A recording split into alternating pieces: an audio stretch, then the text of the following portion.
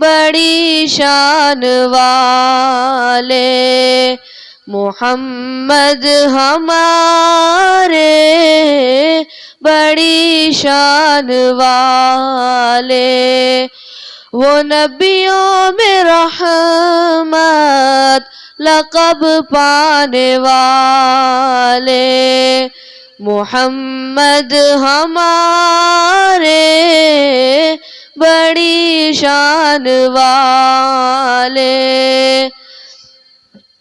خدا جس کے سینے پہ قرآن اتارے، خدا جس کے سینے پہ قرآن اتارے، مدثر کہے اور مزمل پکارے، مدثر کہے اور مزمل پکارے، وہ نور ہدیٰ وہ جہاں کے اجالے، محمد ہمارے بڑی شان والے، جب آئے زمین پر محمد ہمارے، خدا نے زمین پر بچھائے ستارے، جب آئے زمین پر محمد ہمارے، خدا نے زمین پر بچھائے ستارے، لگے سرزمین عرب پہ یہ نعرے، محمد ہمارے بڑی شان والے، محمد ہمارے بڑی شان والے، نواسے جو روئیں تو روئیں محمد، وہ جب تک نہ سوئیں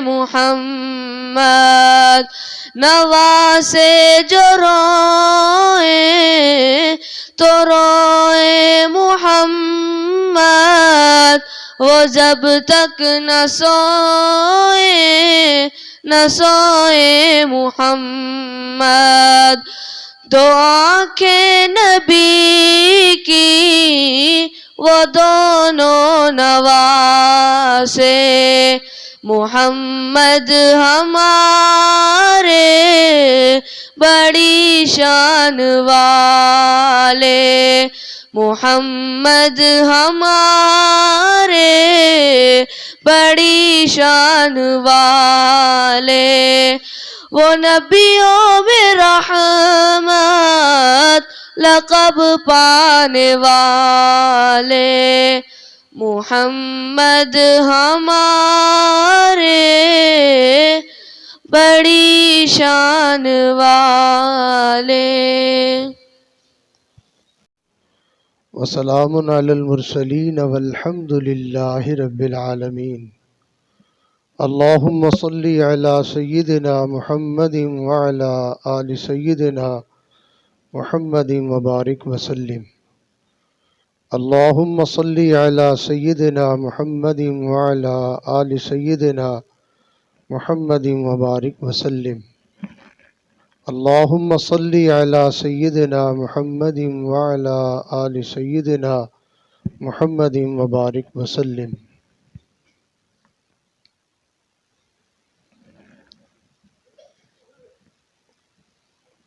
گزشتہ ماہ کی مجلس میں یہ بات عرض کی گئی تھی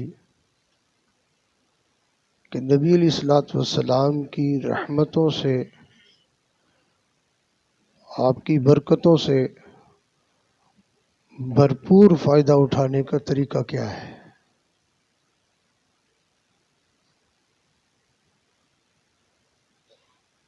ہماری مثال اس شخص جیسی ہے جو دریا کے کنارے ہے اور پیاس سے مر رہا ہے۔ ہمیں اللہ نے اپنی رحمتوں کا وہ سمندر عطا فرمایا ہے کہ جن کی بدولت اولین اور آخرین کو رحمتیں نصیب ہوئی ہیں۔ ہم اس نبی کے امتی ہونے کے بعد اللہ کی رحمتوں سے اپنے آپ کو بہت دور محسوس کرتے ہیں۔ تو کچھ معروضات پچھلی مجلس میں کی گئی تھی اور کچھ انشاءاللہ آج کی اس مجلس میں پیش کی جائیں گی۔ امید ہے کہ دل کے برتن کو سیدھا رکھ کے توجہ سے طلب سے بات کو سنیں گے تو اللہ تعالیٰ ان معروضات کو ہمارے لیے نافع بنا دیں گے۔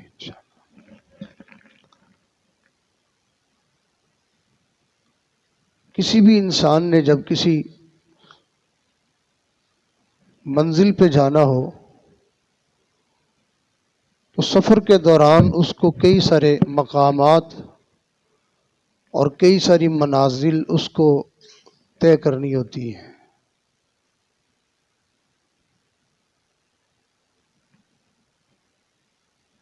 ایک منزل ایک مقام کے آنے کے بعد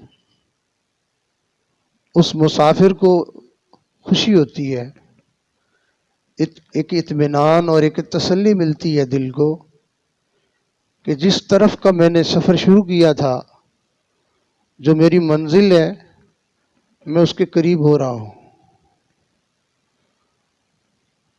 تو ہر مقام اور ہر منزل کے آنے پر مسافر کی خوشی میں اضافہ ہوتا چلا جاتا ہے۔ بالکل اسی طرح جو آدمی نبی علیہ السلام کی رحمتوں اور برکتوں سے فائدہ اٹھانا چاہے، اسے صحیح معنوں میں اللہ کا بندہ بننا ضروری ہے کہ آپ کی رحمتوں سے ویسے تو ساری مخلوق نے فائدہ اٹھایا ہے، جنگل کے چوپاؤں کو بھی آپ کی رحمت سے فائدہ پہنچا ہے، جھاڑیوں کو درختوں کو بھی فائدہ پہنچا ہے، جنات کو بھی فائدہ پہنچا ہے، فرشتوں کو بھی فائدہ پہنچا ہے، کائنات کے ذرے ذرے کو فائدہ پہنچا ہے۔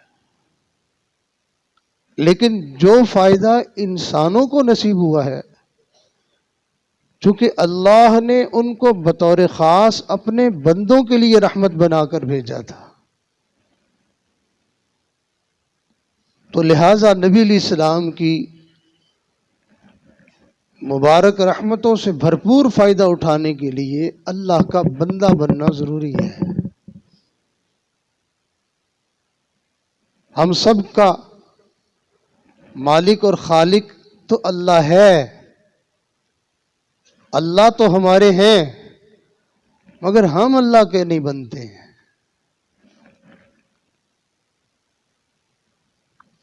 کوئی بندہ کاروبار کا، کوئی بندہ اپنی جائیداد کا، کوئی بندہ پیسے کا، اور کوئی بندہ نفس اور شیطان کا۔ اللہ کا بندہ کوئی کوئی ہوتا ہے۔ اللہ کے بندوں کی باقاعدہ نشانیاں ہوتی ہیں جس سے وہ پہچانے جاتے ہیں کہ یہ بندہ اللہ کا ہے، اور ان کی زندگی کو دیکھ کر اور ان کی گفتگو کو سن کر، ان کی جلوت اور خلوت کو دیکھ کر، بلکہ اس سے بھی آسان کہ ان کی فقط صورت دیکھ کر دل گواہی دیتا ہے یہ اللہ کا بندہ ہے۔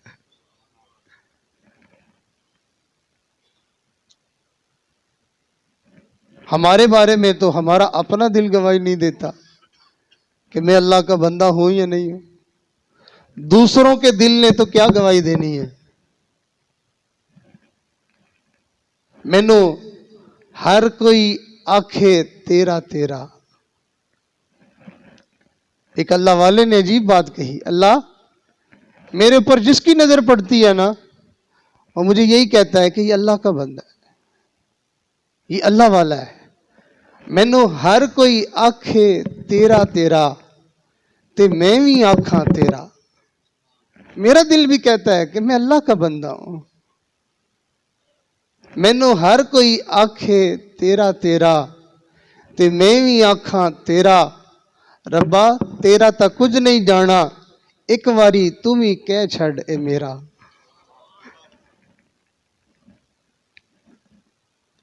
تو انسان اپنے آپ کو بناتا ہے, سنوارتا ہے, ایک ایسے درجے پہ چلا جاتا ہے کہ اللہ کہہ دیتے ہیں یہ بندہ میرا ہے.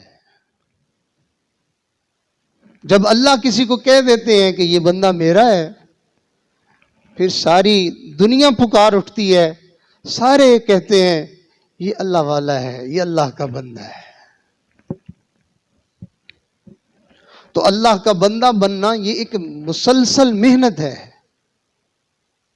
انسان نے اپنے اندر کچھ باتیں پیدا کرنی ہوتی ہیں, اپنے اندر کچھ عادتیں پیدا کرنی ہوتی ہیں, اپنے اندر کچھ صفات پیدا کرنی ہوتی ہیں.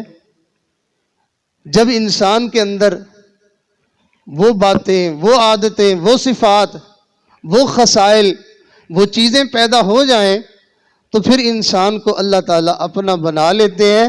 حدیث مبارکہ میں آتا ہے اللہ ایسے بندوں کے بارے میں ارشاد فرماتے ہیں کہ میرا بندہ میرا ایسا قرب حاصل کر لیتا ہے کہ پھر میں اس کی آنکھیں بن جاتا ہوں جس سے وہ دیکھتا ہے, میں اس کی زبان بن جاتا ہوں جس سے وہ بولتا ہے, میں اس کے کان بن جاتا ہوں جس سے وہ سنتا ہے, میں اس کے ہاتھ بن جاتا ہوں جس سے وہ پکڑتا ہے, اور میں اس کے پاؤں بن جاتا ہوں جس سے وہ چلتا ہے. اس بندے سے محبت کرنا, پھر اس بندے سے محبت نہیں ہوتی ہے, اس بندے سے محبت کرنا گویا اللہ سے محبت ہوتی ہے.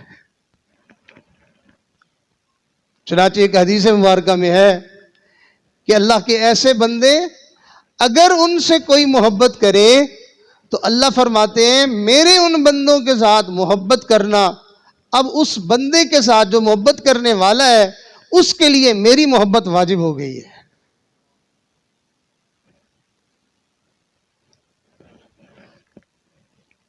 تو انسان کو چاہیے کہ وہ محنت کرے, اپنے آپ کو اللہ کے پاس جانے سے پہلے اللہ کا بندہ بنا لے, تاکہ جس دن ہمارا یہاں سے جنازہ اٹھے, جس دن لوگ دنیا والے ہمیں اس دنیا سے رخصت کر دیں, اس دن ہمارا اللہ کے ہاں استقبال ہو رہا ہو, وہاں پر ہمارے جانے کی خوشیاں منائی جا رہی ہوں, ہمارا وہاں پر پروٹوکول ہو رہا ہو, خوش آمدید کے نعرے لگ رہے ہوں, مرحبا کہا جا رہا ہو, دنیا والے تو ہمارے جانے پہ رو رہے ہوں اور جہاں ہم جائیں وہاں والے مسکرا رہے ہوں. کیا خوش نصیب آیا ہے یہ. تو اس دنیا میں رہتے ہوئے ہم میں سے ہر ایک کے اوپر لازم ہے کہ ہم اپنے اوپر ایسی محنت کریں. اس محنت کا ہمارے عرف میں, ہمارے معاشرے میں جو نام ہے اس کا نام تصوف و سلوک ہے. اور سادہ کروں تو اس کا نام پیری مریدی ہے. لیکن جیسے ہم نے اور بہت ساری چیزوں کا حلیہ بگاڑ دیا ہے, ایسے ہی ہم نے اس مقدس محنت کا بھی ہم نے حلیہ بگاڑ دیا ہے. جیسے ماں باپ کے ساتھ جو بندے کا رشتہ ہے وہ کس قدر مقدس ہے, وہ کس قدر احترام والا ہے, وہ کس قدر عظمت والا ہے, لیکن ہم نے اس رشتے کو بھی پاؤں کے نیچے روند ڈالا ہے. والدین معاشرے کے ایک گھٹیا لوگ بن کے رہ گئے ہیں. زبان چلتی ہے تو ماں باپ کے اوپر، ہاتھ چلتا ہے تو ماں باپ کے اوپر، ظلم ستم ہوتا ہے تو ماں باپ کے اوپر. تو ہم نے بہت کچھ کو جو ہے وہ بدل کے رکھ ڈالا ہے. ہم بہت بدل گئے. جو کام کسی زمانے میں جانوروں سے بھی صادر نہیں ہوتے تھے، آج ان کاموں کو انسان جو ہے وہ کرنے میں لگا ہوا ہے. ایسی ایسی کام اور ایسی ایسی حرکتیں اور ایسی ایسی باتیں اور ایسی ایسی عادتیں آج ہمارے اندر پیدا ہو گئی ہیں کہ جانوروں کو کیا، شیطان کو شرم آ جاتی ہے. ہم انسان کی شکل میں ایک جانور بن کے رہ گئے. ہم انسان کی شکل میں ایک درندے بن کے رہ گئے. ہم انسان کی شکل میں ایک شیطان کے نمائندے بن کے رہ گئے. بس صرف ہمارے نقش نین انسانوں جیسے ہیں. زندگی کا کوئی عمل ہمارا وہ انسانوں جیسا نہیں ہے.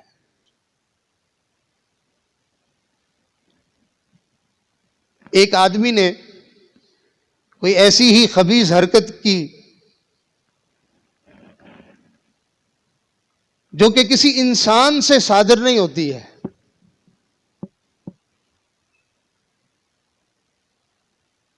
ماں باپ کو برا بھلا کہنا یہ کوئی انسان نہیں کرتا. اپنے اسلاف کو، اپنے بزرگوں کو برا بھلا کہنا یہ کوئی انسان نہیں ایسا کرتا. مقدس ہستیوں کو، اللہ کے یاروں کو، دوستوں کو برا کہنا یہ کسی انسان کا کام نہیں ہے. صحابہ اکرام کی شان میں گستاخی کرنا کسی انسان کے بچے کا کام نہیں ہے. اور نبی علیہ الصلوۃ والسلام کی شان میں گستاخی کرنا یہ کسی انسان کا کام نہیں ہے. چنانچہ اس شخص کے سامنے کسی نے جو ہے یہ حرکت کی کہ نبی علیہ السلام کی شان میں، صدیق اکبر رضی اللہ عنہ کی شان میں گستاخی کی، تو وہ بندہ، وہ مومن، وہ ایمان والا اپنے ایمان کو، اس کے جذبے کو قابو میں نہ رکھ سکا، اٹھا اور اس گندے انسان سے اس دھرتی کو اس نے پاک کر دیا. اب اس کی جو ہے وہ گرفتاری ہو گئی اور اس کو پکڑ کے جو ہے وہ جیل میں پہنچا دیا گیا. اب اس کی پیشی کا معاملہ تھا. اب قتل کے بدلے میں اس کو قتل کیا جانا تھا. اللہ کی شان کے صبح جو ہے وہ عدالت میں پیشی ہونی ہے، رات میں اس کو نبی علیہ السلام کی زیارت ہوتی ہے. اب وہ پریشان تو تھا نا، انسان ہے، جب اس کے اوپر حالات آتے ہیں پریشانی تو آتی ہے. تو اللہ کے حبیب صلی اللہ علیہ وسلم کی زیارت ہوئی تو آپ نے ارشاد فرمایا تم کیوں پریشان ہو؟ صبح جب تمہاری جج کے سامنے پیشی ہو تو تم اس کو کہہ دینا کہ جج صاحب میں نے کسی انسان کو نہیں مارا، میں نے تو سور مارا ہے. بس اتنی بات ہو گئی، خواب ختم ہو گیا.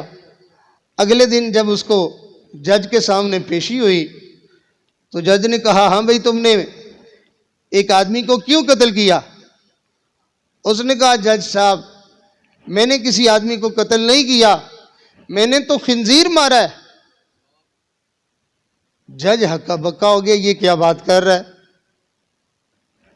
اس نے کہا جی جج صاحب آپ انکوائری کروا لیں، آپ قبر کشائی کروا لیں، میں نے انسان نہیں مارا، میں نے خنزیر مارا ہے. لو جی اب عدالت کی طرف سے قبر کشائی کا معاملہ ہو گیا. جب جا کے اس کی قبر کھودی، کیا دیکھا کہ قبر کے اندر انسان نہیں ہے، خنزیر پڑا ہوا ہے.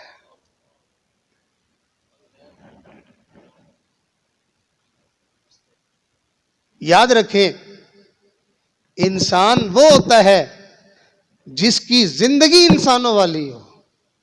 اللہ کا بندہ وہ ہوتا ہے جس کی زندگی اللہ کے بندوں جیسی ہو اور جس کی صرف شکل صورت جو ہے وہ انسانوں والی ہے. اور اندر سے جو ہے وہ گندا بنا ہوا ہے، تو یہ آج نہیں، کل نہیں، پرسوں اس کی اصل شکل ظاہر ہو جائے گی۔ یہ جو ہماری شکلیں نہیں نہ بدلتی، یہی کرتوت اور یہی کام اور یہی حرکتیں، بلکہ اس سے بھی کم درجے کے گناہ پہلی قومیں کرتی تھی اور ان کی شکلیں بدل جاتی تھی، اور آج ہم وہ کر رہے ہیں، شکلیں نہیں بدلتی۔ یہ اس کملی والے کی دعاؤں کا صدقہ ہے کہ اللہ میری امت کی شکلوں کو نہ بدلنا۔ ظاہری شکل نہیں بدلتی، باطنی شکل بدل جاتی ہے۔ انسان کے دو چہرے ہیں، ایک چہرہ جو مخلوق دیکھتی ہے اور ایک چہرہ جو پروردگار دیکھتا ہے۔ انسان کے ظاہری چہرے پر مخلوق فریفتہ ہوتی ہے کہ اس کا چہرہ اچھا، اس کا چہرہ برا، اس کا رنگ جو ہے وہ کالا اور اس کا رنگ جو ہے وہ گورا، یہ مخلوق کی نظر ہے۔ لیکن اللہ رب العزت انسان کے اندر کے چہرے کو دیکھتے ہیں، اوپر کا رنگ کالا بھی ہو، اندر کا چہرہ چمک رہا ہو، اللہ اس کو اپنا یار اور اس کو اپنا محبوب بنا لیتے ہیں۔ نبی علیہ السلام نے ارشاد فرمایا، ان اللہ لا ينظر الى صورکم، ان اللہ لا ينظر الى صورکم ولا الى اموالکم ولکن ينظر الى قلوبکم واعمالکم۔ تمہاری اللہ تعالیٰ تمہاری شکل و صورتوں کو نہیں دیکھتے، اللہ تعالیٰ تمہارا مال پیسہ نہیں دیکھتے، اللہ تعالیٰ تو تمہارا دل دیکھتے ہیں، اور تمہارے دل کے جو ہے وہ تمہارے دل کے آرڈر اور حکم پر تمہارے جسم سے جو نکلنے والے اعمال ہیں، اللہ تو تمہارے ان عملوں کو دیکھتے ہیں۔ اللہ والے اپنا وہ چہرہ بنانے کی فکر میں لگے ہوئے ہوتے ہیں۔ حضرت خواجہ غلام فرید رحمت اللہ علیہ بھی اپنی اسی چہرے کی بات کرتے ہیں۔ اپنے اشعار میں اللہ سے کہتے ہیں، اللہ میں نے اپنا وہ چہرہ جو آپ پسند کرتے ہیں نا، وہ میں نے کوئی اچھا نہیں بنایا۔ عجیب الفاظ کہتے ہیں، نہ میں سونی تے نہ گن پلے تے میں سائنو کیویں مناواں۔ اللہ میرا دل جو ہے وہ حسین اور خوبصورت نہیں بنا کہ جس دل کو آپ پسند کر لیتے ہیں، میرا اندر کا وہ چہرہ ایسا نہیں بنا کہ جو چہرہ آپ کو پسند ہے، اور میرے اعمال بھی ایسے نہیں ہیں کہ جو آپ کو پسند ہیں۔ اب مجھے نہیں سمجھ آتی کہ میں آپ کو راضی کروں، آپ کو مناؤں، تو کیسے کروں میں؟ نہ میں سونی تے نہ گن پلے تے میں سائنو کیویں مناواں، میرے چارے لڑ چکڑا لتھڑے، میرے چارے لڑ گناواں لتھڑے تے میں کیڑا مل مل دھوواں، صابن تھوڑا میل گھنیری تے میں بہ پتڑا تے رواں۔ پھر اپنے آپ کو کہتے ہیں، غلام فرید اب نہ تو اپنا دل ایسا بنا سکا اور نہ تو اپنے اعمال ایسے بنا سکے جو اللہ کو پسند آ جائیں، اب اور تو تیرے بس میں کچھ نہیں ہے، چل رو دھو کے رب کو منانے کی کوشش کر، شاید تیرے آنسوؤں کو دیکھ کر وہ رب مان ہی جائے۔ غلام فریدا کوئی وس نہ چلدا تے میں ہنجواں دے ہار پروواں۔ تو اللہ کا بندہ بننے کے لیے ہم سب کو محنت کی ضرورت ہے۔ یاد رکھیں، اللہ کے نیک بندوں کی مجالس میں، صلحاء کی، اولیاء کی، علماء کی، اللہ والوں کی مجلسوں میں انسان اللہ کا بندہ بننے کی نیت سے آتا ہے کہ اللہ کرے اللہ کے بندوں کی صحبت میں جا کے میں بھی اللہ کا بندہ بن جاؤں۔ تو ہم بھی اپنے دل میں یہ نیت کریں، اے اللہ میں بھی تیرا بندہ بننا چاہتا ہوں۔ تو اللہ کا بندہ بننے کے لیے ہمارے بزرگوں نے فرمایا، انسان کو چند مقامات طے کرنے پڑتے ہیں، کچھ سفر طے کرنا پڑتا ہے۔ آپ یوں کہہ لیجئے جیسے کسی آدمی نے بالفرض کراچی جانا ہے تو اس کو کئی سارے اسٹیشنوں کو عبور کر کے وہاں پہنچنا ہوگا۔ اب وہ سفر شروع کرے رحیم یار خان سے تو اس کو لگتا ہے کہ ہاں جی میرا سفر شروع ہو گیا، پھر راستے میں جو ہے وہ سکھر آ جائے، روڑی آ جائے تو اس کو خوشی ہوتی ہے کہ میں صحیح سمت جا رہا ہوں اور میرا جو ہے اتنا سفر طے ہو گیا۔ بالکل ایسے ہی جو بندہ اللہ کا بندہ بننا چاہے تو اس کے سفر کی جو ابتدا ہوتی ہے اس کا نام سچی توبہ ہے۔ یعنی آج سے بندہ نیت کر رہا ہے، ارادہ کر رہا ہے، اللہ آج کے بعد میں نے تجھے ناراض کرنے والے کاموں کو چھوڑ دیا، اللہ آج کے بعد میں نے اپنی زندگی کا رخ بدل لیا، آج کے بعد میں نفس کی نہیں، شیطان کی نہیں، تیری مان کر میں زندگی گزاروں گا۔ جس نے پچھلے کیے پر دل میں ندامت لے آئی اور جس نے آئندہ اللہ کی نافرمانی سے بچنے کی نیت اور ارادہ کر لیا، اس بندے کے اس نیت اور ارادے اور اس عمل کا نام توبہ ہے۔ تو گزشتہ مجلس میں ہم نے توبہ کے حوالے سے کچھ بات پیش کی تھی کہ بھائی اللہ کا بندہ بننے کے لیے سب سے پہلا قدم جو اٹھاتا ہے بندہ، اس کا نام توبہ ہے۔ اور توبہ کی تفصیل میں یہ بات بھی پیش کی تھی کہ صرف ناک کو یوں انگلی سے پھیرنا اور کانوں کی لو کو یوں ہاتھ لگانا اور توبہ توبہ کے لفظ بولنا، اس کا نام توبہ نہیں ہے۔ توبہ ہے کہ انسان اپنی روش کو بدل لے، اپنی مجلس کو بدل لے، اپنی محفل کو بدل لے، انسان اپنا لباس بدل لے، انسان اپنی سوسائٹی بدل لے، اپنا یارانہ بدل لے، انسان اپنا دن بدل لے، اپنی رات بدل لے، اپنے منہ کے بول بدل لے، اپنی پسند بدل لے، اپنی ترجیحات کو بدل لے۔ پہلے دنیا کے لیے جی رہا تھا، اب آخرت کے لیے جینا شروع کر دے۔ پہلے دنیا کو سچ کے دکھاتا تھا، اب اللہ کو سچ کے دکھانا شروع کر دے۔ پہلے مخلوق کو راضی کرنے کے چکر میں رہتا تھا، اب مالک کو راضی کرنے کی فکر دل میں پیدا کر لے۔ پہلے اس دنیا میں ڈیرے لگانے کی نیت اور ارادے تھے، اب اپنی جنت میں جانے کی نیت اور ارادہ کر لے۔ پہلے جینے کی نیت سے جیتا تھا، اب مرنے کی نیت سے جینا شروع کر دے۔ توبہ اس کا نام ہے۔ ہم تو ایسی توبہ نہیں کرتے، الا ماشاءاللہ اللہ کے کچھ بندے ہوں جو توبہ کرتے ہیں تو بس پھر ان کی توبہ ان کی زندگی کے اندر انقلاب برپا کر دیتی ہے۔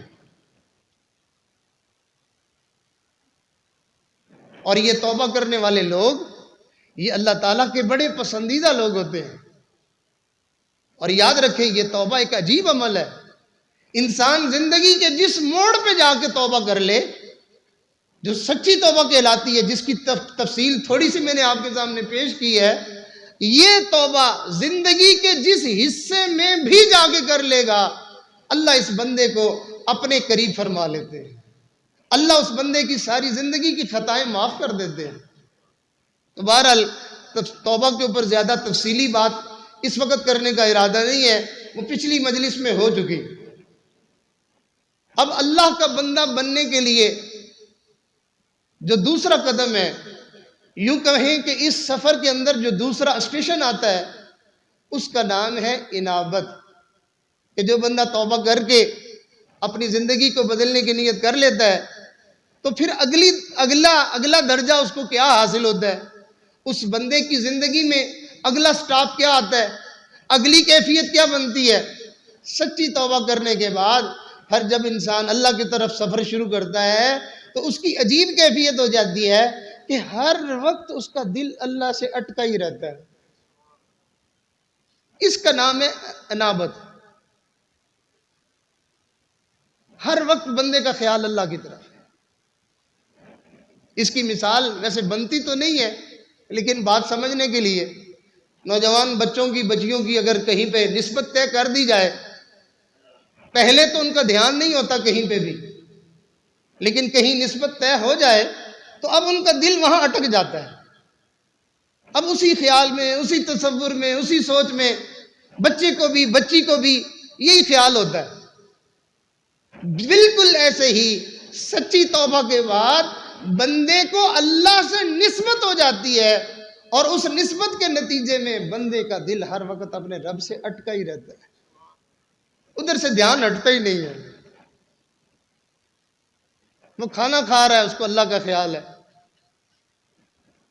وہ اپنے گھر میں ہے، اس کو اللہ کا خیال ہے، وہ کاروبار میں ہے، اس کو اللہ کا خیال ہے، وہ رشتہ داروں کے ہاں، اس کو اللہ کا خیال ہے۔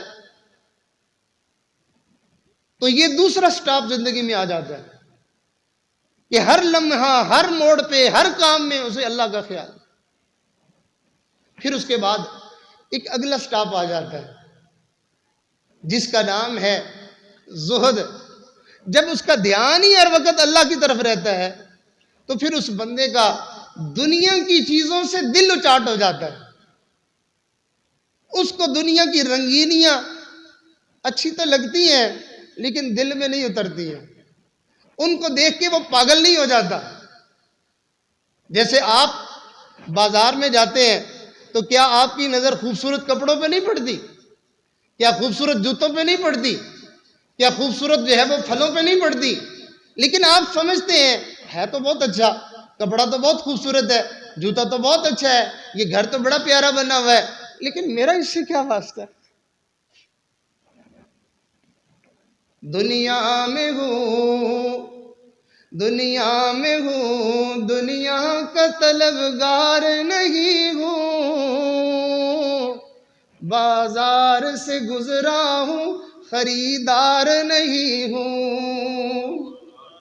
جس چیز کو بندے نے خریدنا ہوتا ہے اس کو پلٹ پلٹ کے دیکھتا ہے، اس کے بارے میں تفصیلات پوچھتا ہے، اس کے بارے میں معلومات لیتا ہے اور اس کے ساتھ دلچسپی لیتا ہے، اور جس کو خریدنا نہیں ہوتا سرسری نظر ڈال کے چلا جاتا ہے۔ بالکل ایسے ہی مومن جو ہے وہ دنیا میں ضرور ہوتا ہے، اس کا گھر ضرور ہوتا ہے، اس کے بیوی بچے ضرور ہوتے ہیں، اس کے پاس اچھا لباس ضرور ہوتا ہے، اس کے پاس اچھی سواری ضرور ہوتی ہے، اس کے پاس اچھا کاروبار ضرور ہوتا ہے، اس کے پاس اچھی جائیداد ضرور ہوتی ہے، لیکن اس کے اندر وہ پھنسا ہوا نہیں ہوتا۔ سمجھتا ہے کہ میرے مالک نے مجھے یہ چیزیں دی ہیں میرے نفع کے لیے۔ اس کی مثال ایسے ہی ہے کہ جیسے انسان اپنے گھر میں رہتا ہے تو بیوی سے محبت کرتا ہے، بچوں سے محبت کرتا ہے، لیکن اس کے گھر کے باہر بہت سارے جو ہے وہ چھپائے جانور اور اس کی رکھوالی کے لیے ایک کتا اور سیکورٹی والا ایک جو ہے وہ ملازم، یہ سب کچھ ہوتا ہے، لیکن اس کی محبت اپنے بیوی بچوں کے ساتھ ہوتی ہے، ان سے صرف اپنے مطلب تک جو ہے وہ معاملہ رکھتا ہے، باقی محبتیں اور پیار اور دل کا تعلق سارا بیوی بچوں سے ہوتا ہے۔ تو ایسے ہی مومن اس دنیا کی نعمتوں سے فائدہ اٹھاتا ہے، سرسری تعلق رکھتا ہے، لیکن دل کی محبت کا تعلق اللہ سے جڑا ہوا ہوتا ہے۔ ایسے بندے کا نام دین میں زاہد رکھا جاتا ہے کہ یہ جی دنیا سے بے رغبت آدمی ہے۔ لوگوں کو غلط فہمی ہو جاتی ہے، کہتے ہیں جی یہ دیکھو یہ اللہ والے ہو کے ان کے پاس جو ہے وہ اتنی اچھی گاڑی ہے اور ان کے تو کاروبار ہے، اور یہ تو دیکھو اتنے اچھے اچھے کپڑے پہنتے ہیں، اور ان کے پاس تو اتنا اچھا گھر بھی ہے۔ یعنی کیا مطلب؟ ہم اللہ والوں کو جھونپڑیوں میں دیکھنا چاہتے ہیں۔ اللہ رب العزت جب چاہتے ہیں اپنے بندوں کو نعمتوں سے نواز دیتے ہیں، اللہ جب چاہتے ہیں تو ان سے نعمتیں لے لیتے ہیں۔ ان بندوں کی حالت ایسی ہوتی ہے جیسے حضرت شیخ عبد القادر جیلانی رحمت اللہ علیہ کی کیفیت تھی۔ حضرت بہت بڑے تاجر تھے، کروڑوں کا کاروبار تھا، جہازوں پہ سامان آتا تھا۔ کسی نے آ کے حضرت سے کہہ دیا حضرت وہ جو آپ کا سامان آ رہا تھا جہاز میں تو وہ راستے میں جو ہے وہ جہاز ڈوب گیا۔ اب ہمارے جیسا کوئی بندہ اتنا بڑا نقصان کی خبر سن کے ہو سکتا ہے اس کو دل کا دورہ ہی پڑ جاتا ہے، اس کی تو حالت ہی خراب ہو جاتی، پریشانی کے مارے نیند نہ آتی، شاید وہ حواس ہی کھو بیٹھتا، وہ جی بڑا کام خراب۔ ایسے سانس سانس کے ساتھ اس کی جان بھی نکل رہی ہوتی۔ ہمیں جس دن 4 پیسے آتے ہوئے نظر آتے ہیں اس دن خوشیوں کی لہریں آتی ہیں، اور جس دن کہیں 4 پیسے ڈوبتے ہوئے محسوس ہوتے ہیں ایسے لگتا ہے جیسے جان نکل گئی۔ نہ نماز کو دل کرتا ہے، نہ پڑھنے کو دل کرتا ہے، نہ کسی نیکی کی مجلس میں جانے کو دل کرتا ہے، ایسے جیتے جی مرے ہوئے ہوتے ہیں۔ تو حضرت نے جب یہ خبر سنی تو دیکھو زاہد بندے کا کیا حال ہوتا ہے۔ حضرت نے یہ خبر سنی اور یوں سر جھکایا، آنکھیں بند کی، سر جھکایا، تھوڑی دیر کے بعد آنکھیں کھولی اور پھر فرمایا الحمدللہ۔ بندہ بڑا حیران ہوا کہ حضرت کو میں نے ایسی خبر سنائی، اور شریعت کا مسئلہ ہے، دین کا مسئلہ ہے کہ بھائی جب کوئی ایسی بری خبر سنو تو کیا پڑھو؟ بولیے بھائی کیا پڑھو؟ اس پر میں آپ کو فضیلت بھی سناتا چلوں کہ ہم یہ جو انا للہ پڑھتے ہیں، ہم اس کو رسمی کاروائی سمجھتے ہیں۔ یاد رکھیں، جس بندے کو کوئی غم آیا، کوئی تکلیف آئی، کوئی مصیبت آئی، کوئی پیارا جدا ہو گیا، کوئی حادثہ پیش آ گیا، کوئی اس کو جو ہے وہ تکلیف دینے والا معاملہ پیش آ گیا، اور اس نے اس تکلیف والے معاملے پر کہا انا للہ و انا الیہ راجعون، اللہ اس جملے کے کہنے کی وجہ سے اس بندے کو 3 انعام دیتے ہیں۔ اچھا میرے بندے، میرے فیصلوں پہ تو ایسا راضی ہے، تو ایسا خوش ہو گیا کہ تو نے یہ کہہ دیا انا للہ و انا الیہ راجعون۔ اور اللہ تعالیٰ نے قرآن مجید میں بتایا کہ میرے جو بندے ہیں نا، ان کو جب کوئی تکلیف اور کوئی مصیبت آتی ہے تو وہ یہی کہتے ہیں الذین اذا اصابتهم مصیبہ قالوا انا للہ و انا الیہ راجعون اولئک علیہم صلوات من ربهم ورحمہ واولئک هم المہتدون۔ ہاں تکلیف اور غم اور مصیبت پر جو یہ باتیں کرتے ہیں نا، یہ جو بندے ہیں نا، یہ ہیں وہ جن پر میری رحمت ہوتی ہے، جن کے اوپر میری مہربانیاں ہوتی ہیں، اور یہ ہیں وہ بندے جو ہدایت کے راستے پر ہیں، اور جو بک بک کرنا شروع کر دیتے ہیں اور جی اللہ میاں نے بس مار دیا، اور جی ستیہ ناش ہو گیا، اللہ تعالیٰ کو بس ہمارا ہی گھر ملا تھا، اور اس کو جی بچوں پر ترس نہیں آیا، کبھی کچھ بک دیا، کبھی کچھ بک دیا۔ جبکہ ہمارے بزرگوں کی عجیب زندگی، جو بندہ اللہ کا بن جائے تو اس کی زندگی کا انداز کچھ اور ہوتا ہے، اس کے بولنے کا انداز کچھ اور ہوتا ہے۔ ایک بزرگ تھے، غالباً برچونڈی شریف والے جو بزرگ تھے، وہ ایک دفعہ بیمار ہو گئے، تو ان کے ایک خادم دعا مانگنے لگے، یا اللہ میرے حضرت کو شفا دے دے۔ اللہ، اب وہ دعا مانگ رہے ہیں، لیکن ان کو یہ دعا مانگنا اچھا نہیں لگ رہا۔ اس کی مثال ایسے ہی ہے، جیسے چھوٹے بچے سے بہت پیار ہو نا، تو کئی مرتبہ وہ بال کھینچتا ہے، کئی مرتبہ وہ چوٹی کاٹتا ہے، اس کو کوئی ہٹائے نا تو وہ اچھا نہیں لگتا، کہتے رہنے دو، کرنے دو اسے۔ تو محبت میں ایسا ہی ہوتا ہے، جب بندے کو اللہ سے محبت ہوتی ہے تو اللہ تعالیٰ کی طرف سے ہر آنے والی حالت بندے کو اس میں مزہ آتا ہے۔ تیرا غم بھی مجھ کو عزیز ہے، تیرا غم بھی مجھ کو عزیز ہے، کہ تیری دی ہوئی چیز ہے۔ ہم کیا جانے کہ جب اللہ کی طرف سے کوئی تکلیف آتی ہے تو پھر اس صورت میں اللہ کی طرف سے کتنا پیار ظاہر ہوتا ہے۔ اب وہ دعا مانگ رہے تھے تو حضرت نے محسوس کیا کہ بھئی یہ دعا کر رہے ہیں، پوچھا کہ بھائی کیا دعا کر رہے ہو؟ کہا حضرت آپ کی صحت کے لیے دعا کر رہا ہوں۔ تو ناراضگی میں جیسے بڑے تعلق والے کو بندہ یوں دھکا دے دیتا ہے یا ہاتھ مار دیتا ہے، تو ان بزرگوں نے فرمایا رہنے دو۔ بڑا حیران ہوا کہ بھئی میں صحت کے لیے دعا کر رہا ہوں اور مجھے کہتے ہیں رہنے دو۔ فرمانے لگے کیا تو مجھ سے میرے رب سے زیادہ پیار کرنے والا آ گیا ہے؟ تو میرا زیادہ خیر خواہ آ گیا. میرے رب کو مجھ سے تیری نسبت لاکھوں کروڑوں گنا زیادہ پیار ہے. تو رہنے دے اپنی دعاؤں کو، میرا رب مجھ سے پیار کرتا ہے.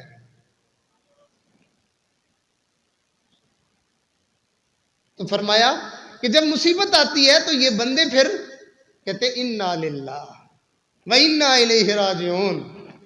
تو حضرت نے یہ جملہ کیوں نہیں پڑھا؟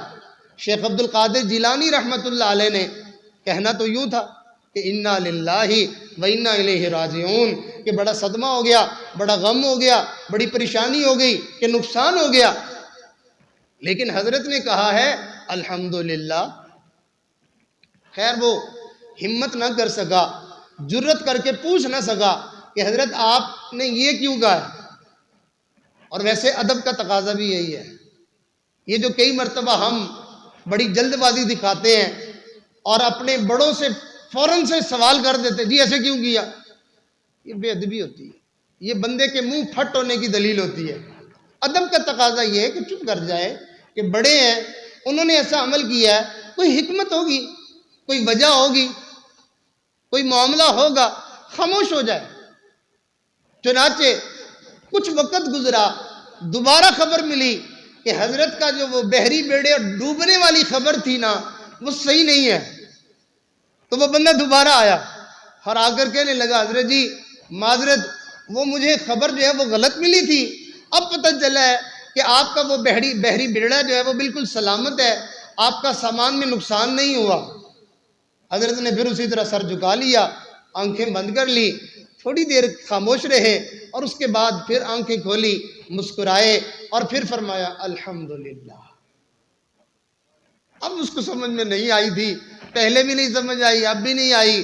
اب اس نے بڑے ادب سے حضرت کی بارگاہ میں عرض کیا حضرت جی اب کا تو الحمدللہ کسی درجے میں بات سمجھ میں آتی ہے، لیکن پہلے بھی الحمدللہ اب بھی الحمدللہ، یہ کیا ماجرا ہے؟ حضرت نے فرمایا میاں جب تم نے آ کے مجھے خبر دی، میں نے آنکھیں بند کر لی، میں مراقبے میں چلا گیا، میں نے اپنے دل کو جھانکنا شروع کیا. میرا یہ دل اللہ کے اس فیصلے پہ راضی ہے یا پریشان ہے؟ میں نے دیکھا میرا دل تو اللہ کے اس فیصلے پہ ایسا راضی ہے کہ محبت میں اس کو یاد کرنے میں لگا ہوا ہے. تو میں نے اپنے دل کی اس کیفیت کو دیکھ کر میں نے اللہ کا شکر ادا کیا. اللہ تیرا شکر ہے کہ تو نے مجھے ایسا دل دیا ہے جو تیرے فیصلوں پہ ناراض نہیں ہوتا. اور فرمایا جب تم نے آ کے مجھے خبر دی کہ جی حضرت صاحب وہ جہاز جو ہے وہ ڈوبا نہیں ہے، بچ گیا، تو پھر میں نے دوبارہ جو ہے وہ مراقبہ کیا. میں نے اپنے دل کو دیکھا کہ کہیں جو ہے وہ اس کو مال ملنے کی خوشی اتنی تو نہیں چڑھ گئی کہ اس نے اللہ کو یاد کرنا ہی چھوڑ دیا ہے، اللہ کا نام لینا ہی چھوڑ دیا ہے، ایسی موج مستی میں آ گیا ہے. تو جب میں نے دل میں جھانکا میں نے دیکھا کہ میرا دل اللہ نے ایسا بنایا کہ وہ اس نعمت کے ملنے پر نعمت دینے والے کو بلانے کی بجائے پھر اسی کی یاد میں لگا ہوا ہے. میں نے پھر اللہ کا شکر ادا کیا. اللہ تیرا شکر ہے کہ تو نے مجھے ایسا دل دیا جس کو جو ہے نہ خوشی تجھ سے دور کر سکتی ہے، جسے نہ غم تجھ سے دور کر سکتا ہے. اللہ تو نے مجھے ایسا دل دے دیا ہے جو ہر وقت تیرے ساتھ ہی جڑا ہوا ہے. اللہ وہ دل دے جو تیرے عشق کا گھر ہو.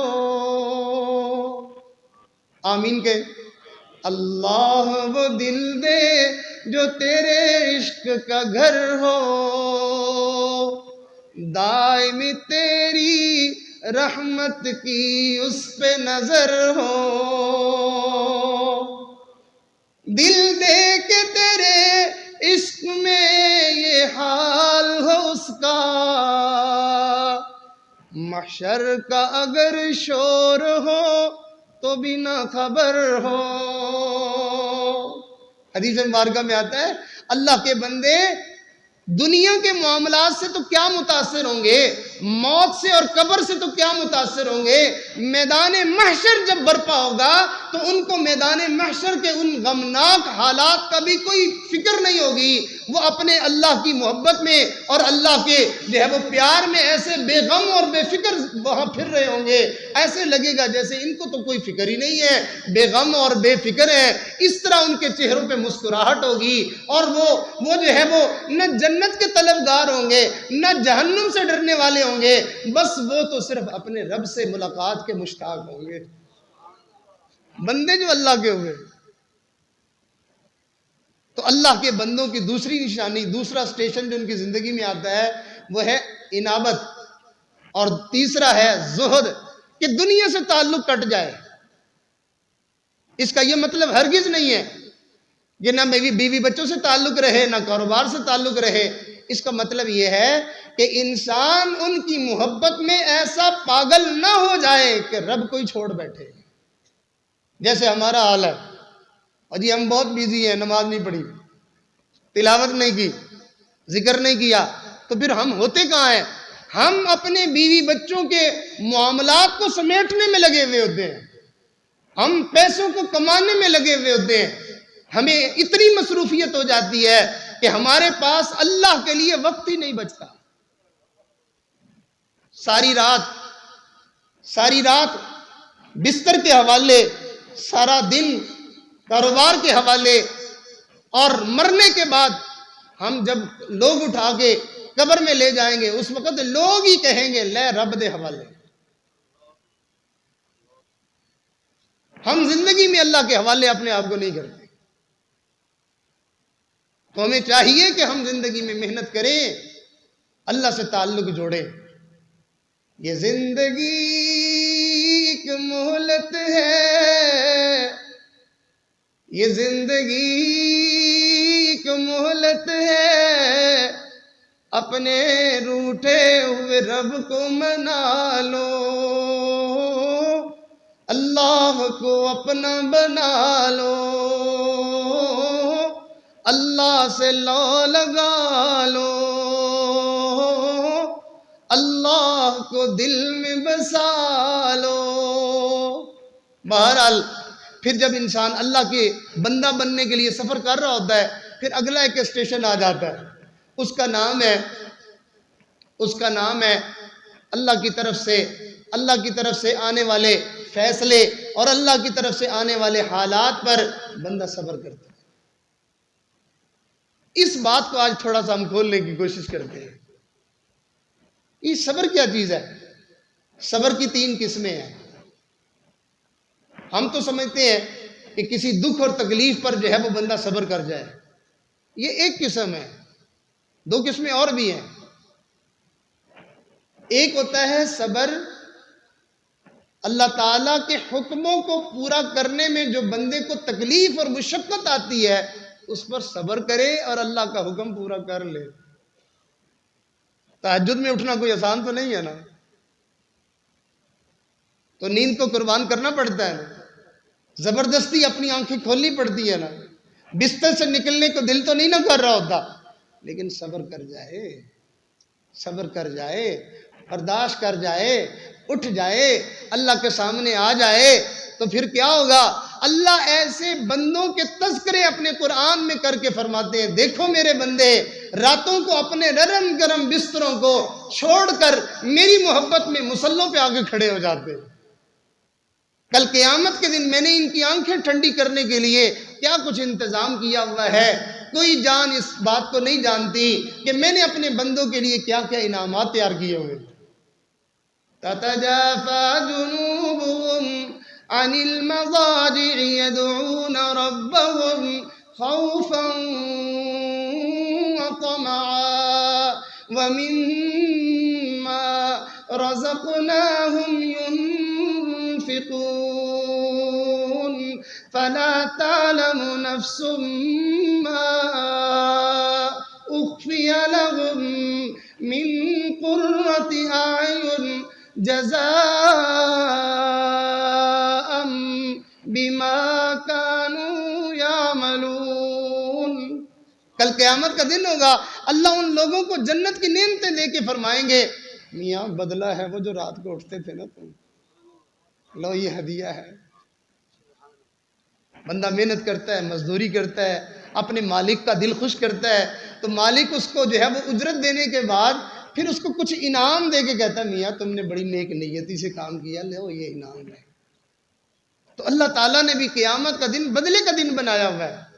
آج ہم راتوں کو اٹھیں گے، کل مرنے کے بعد اللہ تعالیٰ کی طرف سے ہم انعامات پائیں گے۔ یہاں ایک بات بڑی جو ہے وہ یاد رکھنے والی ہے۔ ایک جگہ پہ جملہ میں نے لکھا ہوا پڑھا جو میرے دل میں ہی اتر گیا۔ فرمایا یہ جو ہے نا راتوں کو اٹھنا، یہ بندے کے نصیب کو بدل دیتا ہے۔ کہا رات کو لوگ جو ہے وہ دو حصوں میں تقسیم ہو جاتے ہیں، ایک حصہ جو سرہانے کے اوپر سر رکھ کے سونے والا ہوتا ہے، اور ہی ایک حصہ لوگوں کا جو مصلے پہ سر رکھ کے رونے والا ہوتا ہے۔ اور فرمایا جو سرہانے پر سر رکھ کے سونے والا ہوتا ہے وہ اچھے اچھے سپنے دیکھتے ہیں، وہ اچھے اچھے خواب دیکھتے ہیں، اور جو مصلوں پہ سر رکھ کے رونے والے ہوتے ہیں وہ دنیا کے اندر بھی اچھے اچھے اللہ کے رحمت والے حالات اور برکات دیکھتے ہیں، اور آخرت میں ان کو اللہ تعالیٰ جنتیں دکھائیں گے۔ تو یہ میرے اوپر آپ کے اوپر منحصر ہے کہ ہم اپنی رات سے جو ہے وہ خواب لیتے ہیں یا ہم اپنی رات سے اللہ تعالیٰ کا پیار لیتے ہیں۔ خوابوں کو دیکھنے سے بندہ امیر نہیں ہوا کرتا، ہمیشہ محنت کرنی پڑتی ہے تب انسان کو نعمتیں ملتی ہیں۔ ایسے ہی انسان صرف جو ہے وہ خواب میں جنت دیکھتا رہے، خواب میں باغ دیکھتا رہے، اس سے بندہ بزرگ نہیں بن جاتا۔ بزرگی انسان کو اللہ کے سامنے رونے دھونے سے ملتی ہے۔ پڑھتے فجر بھی نہیں ہے اور پھر جو ہے وہ دن کو آ کے خواب سناتے ہیں، حضرت جی میں نے یہ خواب دیکھا اور وہ دیکھا۔ تو بھائی خواب دیکھتے رہا کرو، بس آگے تو کچھ بھی نہیں ہے۔ تو صبر کی پہلی قسم کیا ہے کہ اللہ کی فرما برداری پر صبر کرنا۔ دل نہیں کر رہا مسجد نماز پڑھنے جانے کے لیے، آپ کڑوا گھونٹ بھریں، مشقت اٹھائیں، چل پڑیں۔ دل نہیں چاہتا، نہ چاہے، اپنے دل کو کہے تو نہ مان، میں تو اپنے رب کا حکم پورا کر کے ہی رہوں گا۔ کتنی مرتبہ گھر والے فرمائش کر دیتے ہیں، بچے فرمائش کر دیتے ہیں، بندے کا دل نہیں چاہ رہا ہوتا، کیا انسان ان کی خوشی کے لیے وہ بات پوری نہیں کر دیتا؟ اگر انسان اپنے عزیز و اقارب کی فرمائش پوری کر دیتا ہے ان کی خوشی کے لیے، تو کیا بندہ اپنے رب کی خوشی کے لیے قدم نہیں اٹھا سکتا؟ اس کو چاہیے نا کہ وہ نیکی کرنے کے لیے ہمت کرے، قدم اٹھائے۔ یہ صبر کی ایک قسم ہے۔ دوسری قسم ہے کہ انسان جو بھی کوئی ہو سوائے انبیاء کے، ہر بندے کی طبیعت گناہوں کی طرف جاتی ہے۔ سوائے انبیاء کے ہر بندے کی طبیعت گناہوں کی طرف جاتی ہے۔ اب اپنے آپ کو گناہوں سے روکنا یہ ہمت کی بات ہے۔ بازار میں آپ جا رہے ہیں تو خواہ آپ کی نظر اٹھے گی، اب آپ ہمت کریں، اپنی نظروں کو جھکا کے رکھیں۔ آپ کو غصہ آیا ہے، ہر بندے کا دل چاہتا ہے میں اس کو 2-4 سنا دوں، اب اس پر جو ہے وہ ذرا صبر کر لینا اور 2-4 نہ سنانا۔ ان ذالک لمن عزم الامور، یہ جو صبر والا معاملہ ہے نا، یہ بڑے ہمت والے لوگوں کا کام ہے۔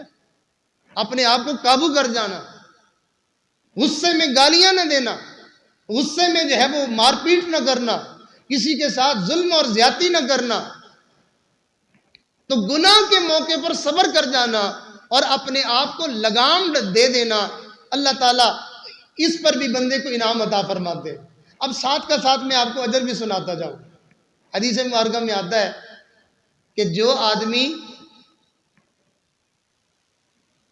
آدمی کسی مصیبت اور تکلیف کے آنے پر صبر کرے، مثلا صحت خراب ہو گئی یا کوئی اور معاملہ پیش آ گیا، کوئی پریشانی آ گئی، کوئی حادثہ ہو گیا، فرمایا غور سے سنیے گا ذرا، فرمایا کہ اللہ تعالیٰ اس مصیبت پر صبر کرنے والے کو 300 درجات عطا فرماتے۔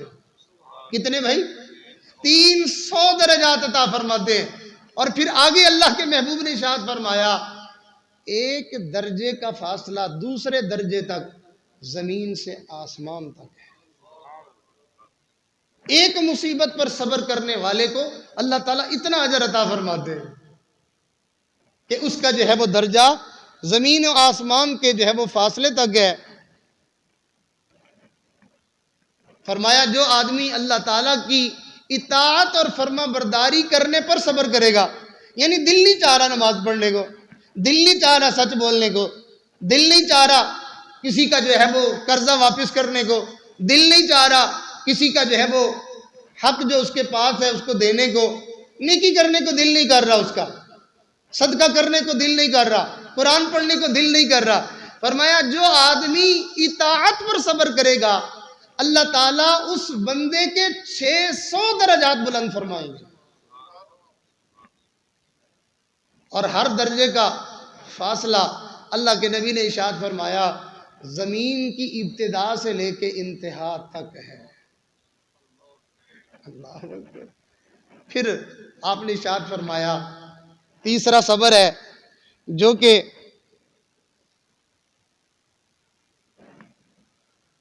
گناہوں پر بندہ صبر کر لے. ٹی وی دیکھنے کو دل کر رہا ہے، فلم دیکھنے کو دل کر رہا ہے، غیر عورت سے بات کرنے کو دل کر رہا ہے، رشوت لینے کو دل کر رہا ہے، کسی قسم کا کوئی گناہ ہے، غیبت کرنے کو دل کر رہا ہے. فرمایا جو آدمی گناہ پر صبر کر لے گا اس کو اللہ تعالیٰ 900 درجات عطا فرمائیں گے. اس کو اللہ تعالیٰ 900 درجات عطا فرمائیں گے. اور ہر درجے کا فاصلہ اللہ کے نبی نے ارشاد فرمایا زمین سے لے کے سدرۃ المنتہا تک ہے. اللہ اکبر. جتنا فاصلہ زمین سے آسمان تک ہے اتنا ایک آسمان کا فاصلہ دوسرے آسمان تک ہے، پھر اتنا فاصلہ دوسرے آسمان سے تیسرے آسمان تک ہے، پھر اتنا فاصلہ تیسرے سے چوتھے تک ہے. اب آپ اندازہ لگائیے سدرۃ المنتہا کی انتہا تک یہ فاصلہ کتنا ہو جائے گا. اور اللہ اس گناہ پر صبر کرنے والے کا درجہ 900 درجات بلند فرمائیں گے. آپ بتائیے ایک گناہ کے چھوڑنے پر اس بندے کو جنت کے کن بلند و بالا مقامات تک اللہ پہنچا دے. یہی وجہ ہے کہ قرآن مجید میں اللہ تعالیٰ نے اعلان کیا، ارشاد فرمایا وَأَمَّا مَنْ خَافَ مَقَامَ رَبِّهِ وَنَهَى النَّفْسَ عَنِ الْهَوَىٰ فَإِنَّ الْجَنَّةَ هِيَ الْمَأْوَىٰ. جو شخص اپنے رب کے سامنے کھڑے ہونے سے ڈر گیا کہ کل میں اللہ کو کیا منہ دکھاؤں گا، اللہ فرماتے ہیں اس نے اس ڈر کی وجہ سے اپنے آپ کو اللہ کی نافرمانی سے روک لیا. فَإِنَّ الْجَنَّةَ هِيَ الْمَأْوَىٰ. اس کا ٹھکانہ جنت ہے، اس کا ٹھکانہ جنت ہے. ماشاءاللہ. یہی وجہ ہے کہ ہمیں نہیں اندازہ کہ تکلیفوں پر صبر کرنا، ہمیں نہیں اندازہ بیماریوں پر صبر کرنا اور اللہ تعالیٰ کی اطاعت پر اپنے آپ کو مجبور کرنا اور پھر گناہوں پہ قادر ہونے کے باوجود گناہ نہ کرنا، یہ عمل انسان کو اللہ کے کتنی جلدی قریب کر دیتا ہے اور اللہ کا کتنا پسندیدہ بندہ بنا دیتا ہے. تو ہم نیت کریں، ہم ارادہ کریں کہ ہم انشاءاللہ اللہ کے فیصلوں پر راضی رہنے کی کوشش کریں گے. انشاءاللہ ہم اللہ کے حکموں کو بجا لانے کی کوشش کریں گے انشاءاللہ، اور ہم اللہ تعالیٰ کی نافرمانیوں سے اپنے آپ کو بچانے کی کوشش کریں گے انشاءاللہ. اور اگلی بات ارشاد فرمایا جو آدمی صبر کرتا ہے اللہ تعالیٰ اس کو جو ہے وہ 3 انعامات عطا فرماتے ہیں. پہلا انعام کہ اللہ تعالیٰ اس بندے کو، صبر والے بندے کو جو اجر دیں گے وہ کسی ترازو میں تولا نہیں جائے گا. صبر کرنے والے بندے کا اجر میزان میں بھی نہیں تولا جا سکتا. اللہ تعالیٰ فرماتے ہیں انما یوفی الصابرون اجرهم بغیر حساب. صبر کرنے والوں کا اجر تو بغیر حساب کتاب کے ہے. تو ایک انعام یہ ملتا ہے۔ دوسرا انعام یہ ملتا ہے کہ جو بندہ صبر کر جائے، اللہ کی طرف سے وعدہ ہے کہ میں اس کی حفاظت کروں گا۔ صبر کرنے والے بندے کا اللہ تعالیٰ حفاظت کرتے ہیں، اس کو اللہ تعالیٰ بچا کے دکھاتے ہیں۔ ہم تو انتقام کے لیے تیار ہو جاتے ہیں، ہم تو بدلے لینے کے لیے تیار ہو جاتے ہیں، ہم تو دوسروں کو سبق سکھانے کے لیے تیار ہو جاتے ہیں۔ ذرا ذرا سی بات پر ہم کہتے ہیں میں اس کو سبق سکھاؤں گا، اس کو سمجھ آنی چاہیے، اس کو پتہ چلنا چاہیے۔ ایک صاحب کو دیکھا کہ وہ گاڑی چلا رہے تھے اور ان کو کسی نے غلط کراس کر لیا، تو وہ اس پر بھی اور کوئی بس نہیں چلا تو زور سے ہارن بجا کے بدلہ لے رہے تھے کہ تاکہ اس کو پتہ چل جائے کہ اس نے ایسی حرکت کیوں کی ہے۔ یعنی ہمارا بس نہیں چلتا۔ یاد رکھیں، جو بندہ بدلے لینے کی نیت چھوڑ دیتا ہے، معاملہ اللہ کے سپرد کر دیتا ہے، پھر اللہ تعالیٰ اس کی طرف سے ایسا معاملہ کرتے ہیں کہ اس کو اجر بھی دیتے ہیں اور اللہ اس کا دل بھی ٹھنڈا کر دیتے ہیں۔ اللہ اکبر۔ اور تیسرا انعام یہ کہ صبر کرنے والا بندہ، اللہ تعالیٰ اس بندے کی مدد کرتے ہیں۔ چنانچہ قرآن مجید کی آیت مبارکہ ہے، ارشاد فرمایا اے ایمان والو تم اللہ سے مدد طلب کرو۔ اللہ کیسے کرے؟ اب دیکھیں، اللہ سے مدد کرنے والے بہت سارے اعمال ہیں۔ ذکر سے اللہ کی مدد آتی ہے، صدقے سے اللہ کی مدد آتی ہے، اور جو ہے وہ سب سے بڑا عمل نماز سے اللہ کی مدد آتی ہے۔ لیکن آپ قرآن مجید کی آیت میں ذرا غور فرمائیے، ارشاد فرمایا یا ایھا الذین آمنوا استعینوا بالصبر والصلاۃ۔ اے ایمان والو تم اللہ سے مدد طلب کرو۔ اللہ ہم کیسے مدد طلب کرے؟ فرمایا بالصبر، بالصبر والصلاۃ، صبر کے ساتھ اور نماز کے ساتھ۔ تو یہ صبر انسان کو آتا نہیں ہے، تو یہ صبر کا جو ہے وہ سبق اللہ والوں سے انسان سیکھتا ہے کہ صبر کرنا آ جائے، صبر کرنا آ جائے۔ اس کی باقاعدہ اس کا سبق دیا جاتا ہے، اس کی باقاعدہ مشق کروائی جاتی ہے، اس کے اوپر باقاعدہ محنت کروائی جاتی ہے، پھر بندے کے اندر صبر پیدا ہو جاتا ہے، حوصلہ پیدا ہو جاتا ہے۔ تو اس لیے میرے عزیزو، ہم اللہ کا بندہ بننے کی دل میں نیت کریں، ہم اس محنت میں لگ جائیں۔ اللہ تعالیٰ اپنی جو ہے وہ صبر کرنے والوں بندوں کے لیے انعامات کی بارش فرما دیتے ہیں۔ نبی علیہ السلام کی ایک حدیث بیان کر کے میں اپنی بات کو مکمل کرنے کی طرف لے چلتا ہوں۔ فرمایا کہ جس آدمی کو، حدیث مبارکہ میں ہے کہ جس آدمی کو جو ہے وہ 3 چیزیں مل جائیں، اس کو دنیا اور آخرت کی ہر من پسند چیز اللہ دے دیتے ہیں۔ کتنی بڑی بات ہے کہ جس آدمی کو جو ہے وہ 3 چیزیں مل جائیں، اللہ اس کو دنیا اور آخرت کی ہر من پسند چیز عطا فرما دیتے ہیں۔ جو اس کا جی چاہے گا اللہ وہ دنیا میں بھی دے دے گا، اور اللہ وہ چیز اس کو آخرت میں بھی عطا فرما دے گا۔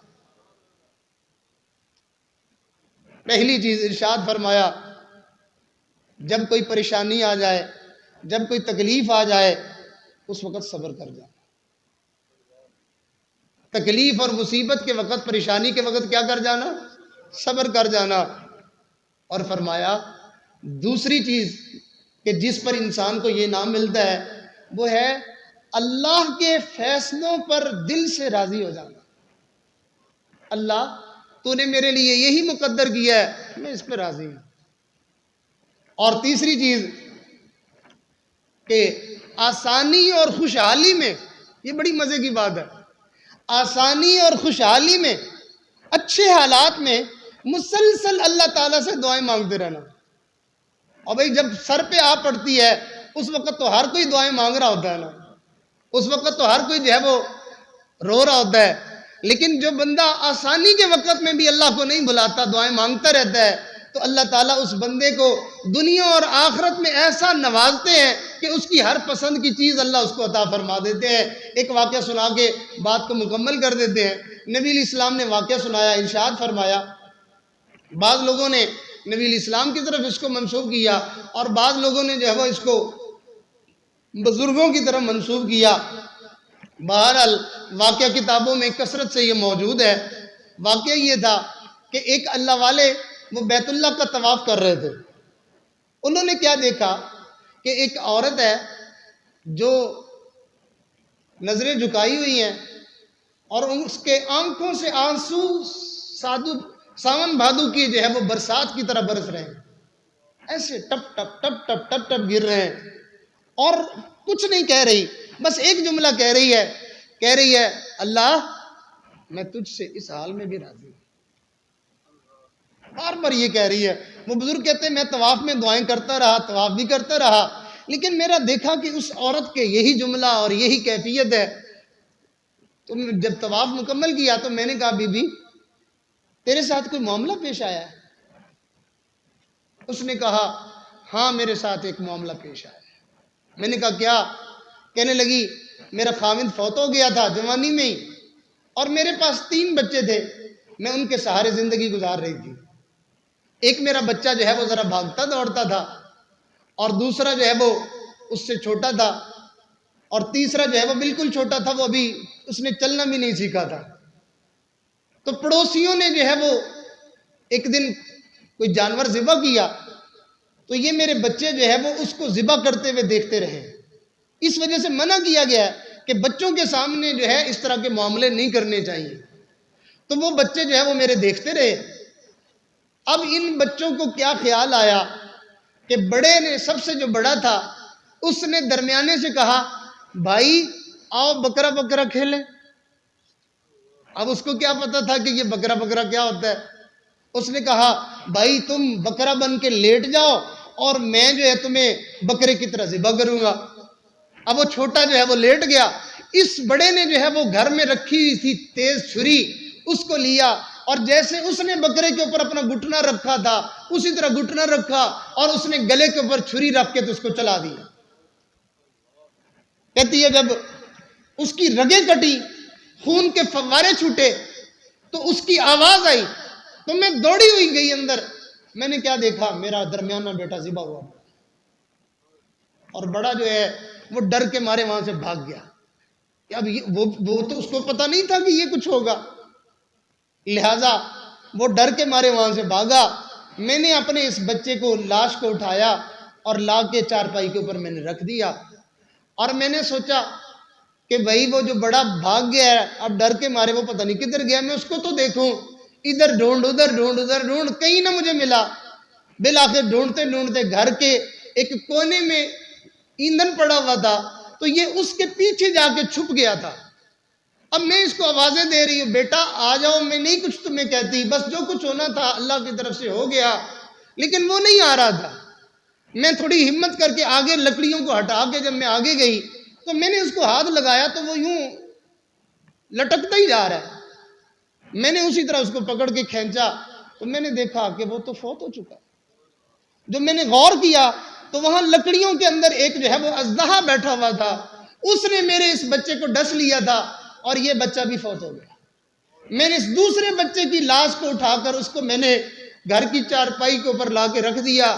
اب میں ذرا ہوش میں آئی کہ میرا وہ چھوٹا بچہ جو کرالنگ کرتا تھا, ابھی کھسکتا تھا, وہ کدھر ہے, وہ مجھے نظر نہیں آ رہا.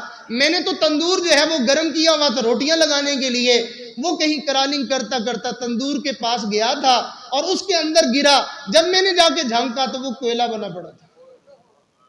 میں اپنے اس بچے کو بھی اٹھایا اور میں نے چارپائی کے اوپر لا کے رکھا.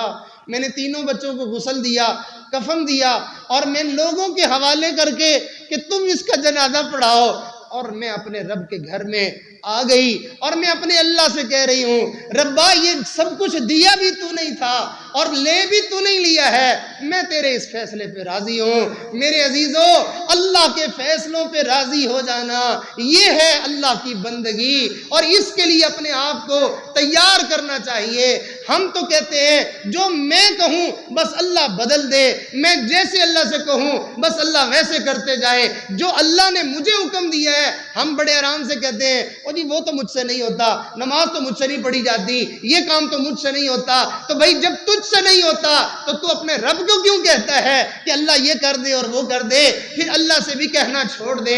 لہٰذا ہمارے لیے سلامتی، ہمارے لیے عزت، ہمارے لیے حفاظت، ہمارے لیے برکت، ہمارے لیے خوشی، ہمارے لیے سکون، ہمارے لیے دنیا اور آخرت میں سرخروئی اور کامیابی اللہ کے فیصلوں میں راضی ہونے پر ہے۔ اور یاد رکھیے یہ بندگی کا راستہ ہے جو اللہ والے سکھاتے ہیں۔ ان کی مجلسوں میں، ان کی محفلوں میں کوئی نعرے نہیں ہوتے، کوئی جو ہے وہ شعلہ دار بیان نہیں ہوتا، کوئی جو ہے دکھلاوا نہیں ہوتا، کوئی ناموری نہیں ہوتی، کوئی شہرت نہیں ہوتی، کوئی واہ واہ مقصود نہیں ہوتی، بلکہ اللہ کے بچھڑے ہوئے بندوں کو اللہ سے جوڑنے کی محنت ہوتی ہے۔ لہٰذا ہم بھی دل میں نیت کریں، انشاءاللہ ہم بھی ایسی جگہوں سے جو ہے وہ اپنا تعلق جوڑیں گے اور وہاں آنا جانا رکھیں گے تاکہ ایک دن ہمارا تعلق بھی اللہ سے جڑ جائے۔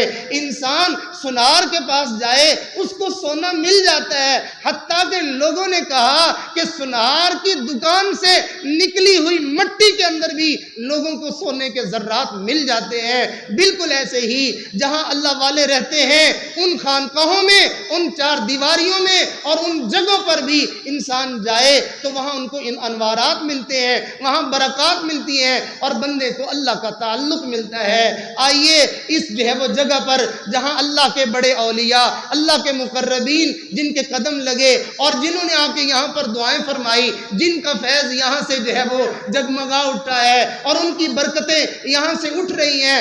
آپ سن رہے ہوں گے شاید یہ کوئی میرا کمال ہے، واللہ اللہ کی قسم کھا کے کہتا ہوں مجھے کوئی نہیں جانتا، میری کوئی اوقات نہیں ہے، یہ سب اللہ والوں کی برکتیں ہیں۔ جیسے کسی اللہ والے نے کہا تھا میں وکانیاں تیرے نام پچھوں نہ تا میں کمینی نو کون جاندا ہے، میرے گل وچ پٹا تیرے نام والا، تیرے نام کو جگ سنجاندا ہے۔ اللہ والوں نے جو ہے اس جگہ پر قدم لگائے اور اللہ والوں کا نام پوری دنیا میں گونجتا ہے، اس لیے کہ وہ اللہ والے ہیں تو اللہ رب العزت ان کے جہاں قدم لگ جائیں وہاں بہاریں دے دیتے ہیں، وہاں برکتیں دے دیتے ہیں۔ مجھے اللہ سے امید ہے، حضرت جب پہلی دفعہ یہاں تشریف لائے تھے حضرت نے 3 دعائیں فرمائی تھی، اللہ اس جگہ سے تقوی کا نور جاری فرما، اللہ اس جگہ سے نسبتوں کا نور جاری فرما، اللہ اس جگہ سے قرآن کا نور جاری فرما۔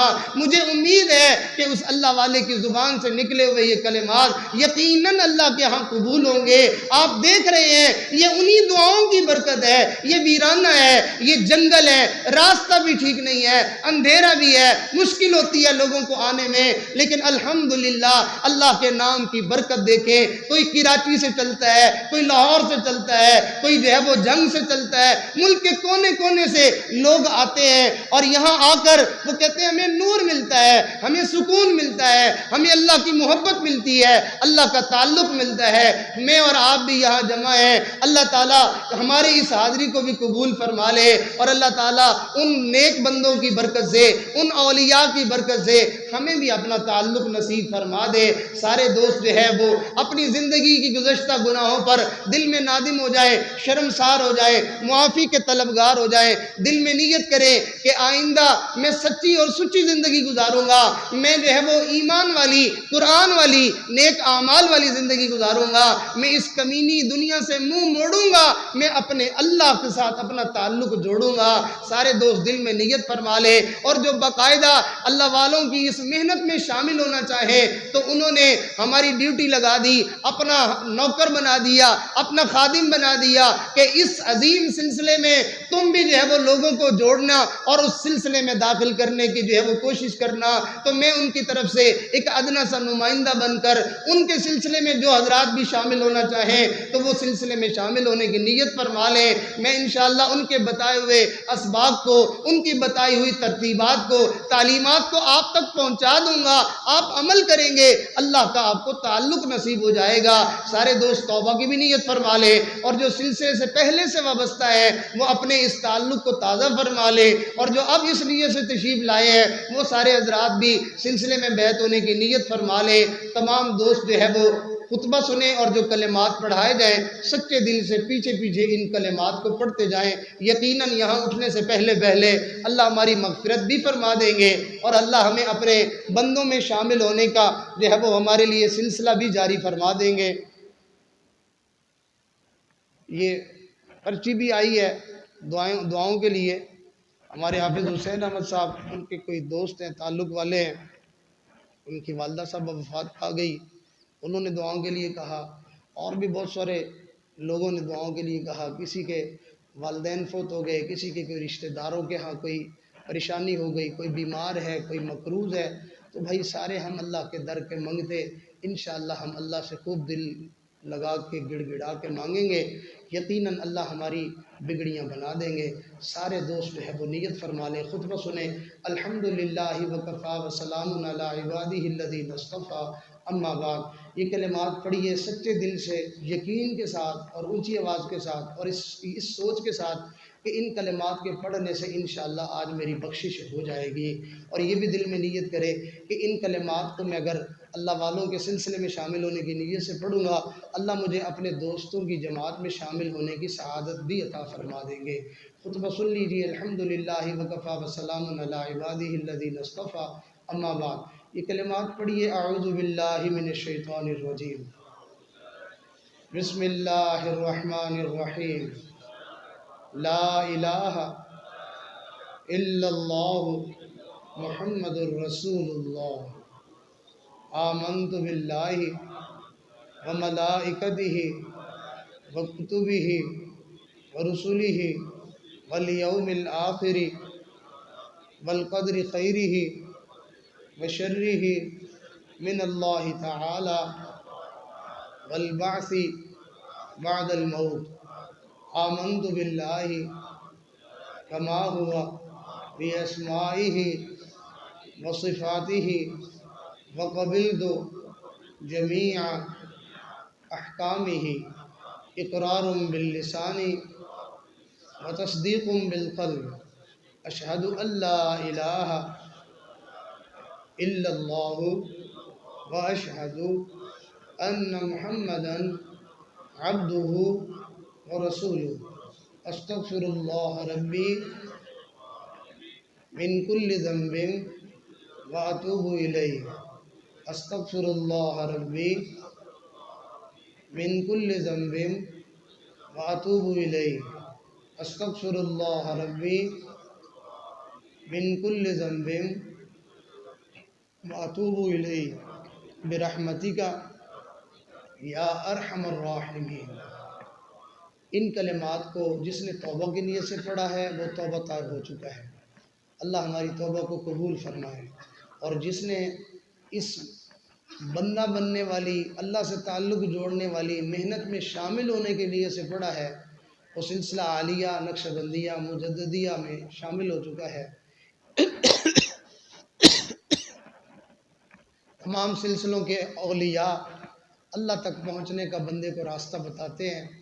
سلسلہ عالیہ نقش بندیہ کے مشائخ جو اوراد و وظائف بتاتے ہیں وہ آسان تر ہیں اور ایسے عجیب ہیں کہ ان کو پابندی کے ساتھ کرنے والا بندہ کبھی بھی ناکام اور نامراد نہیں رہتا.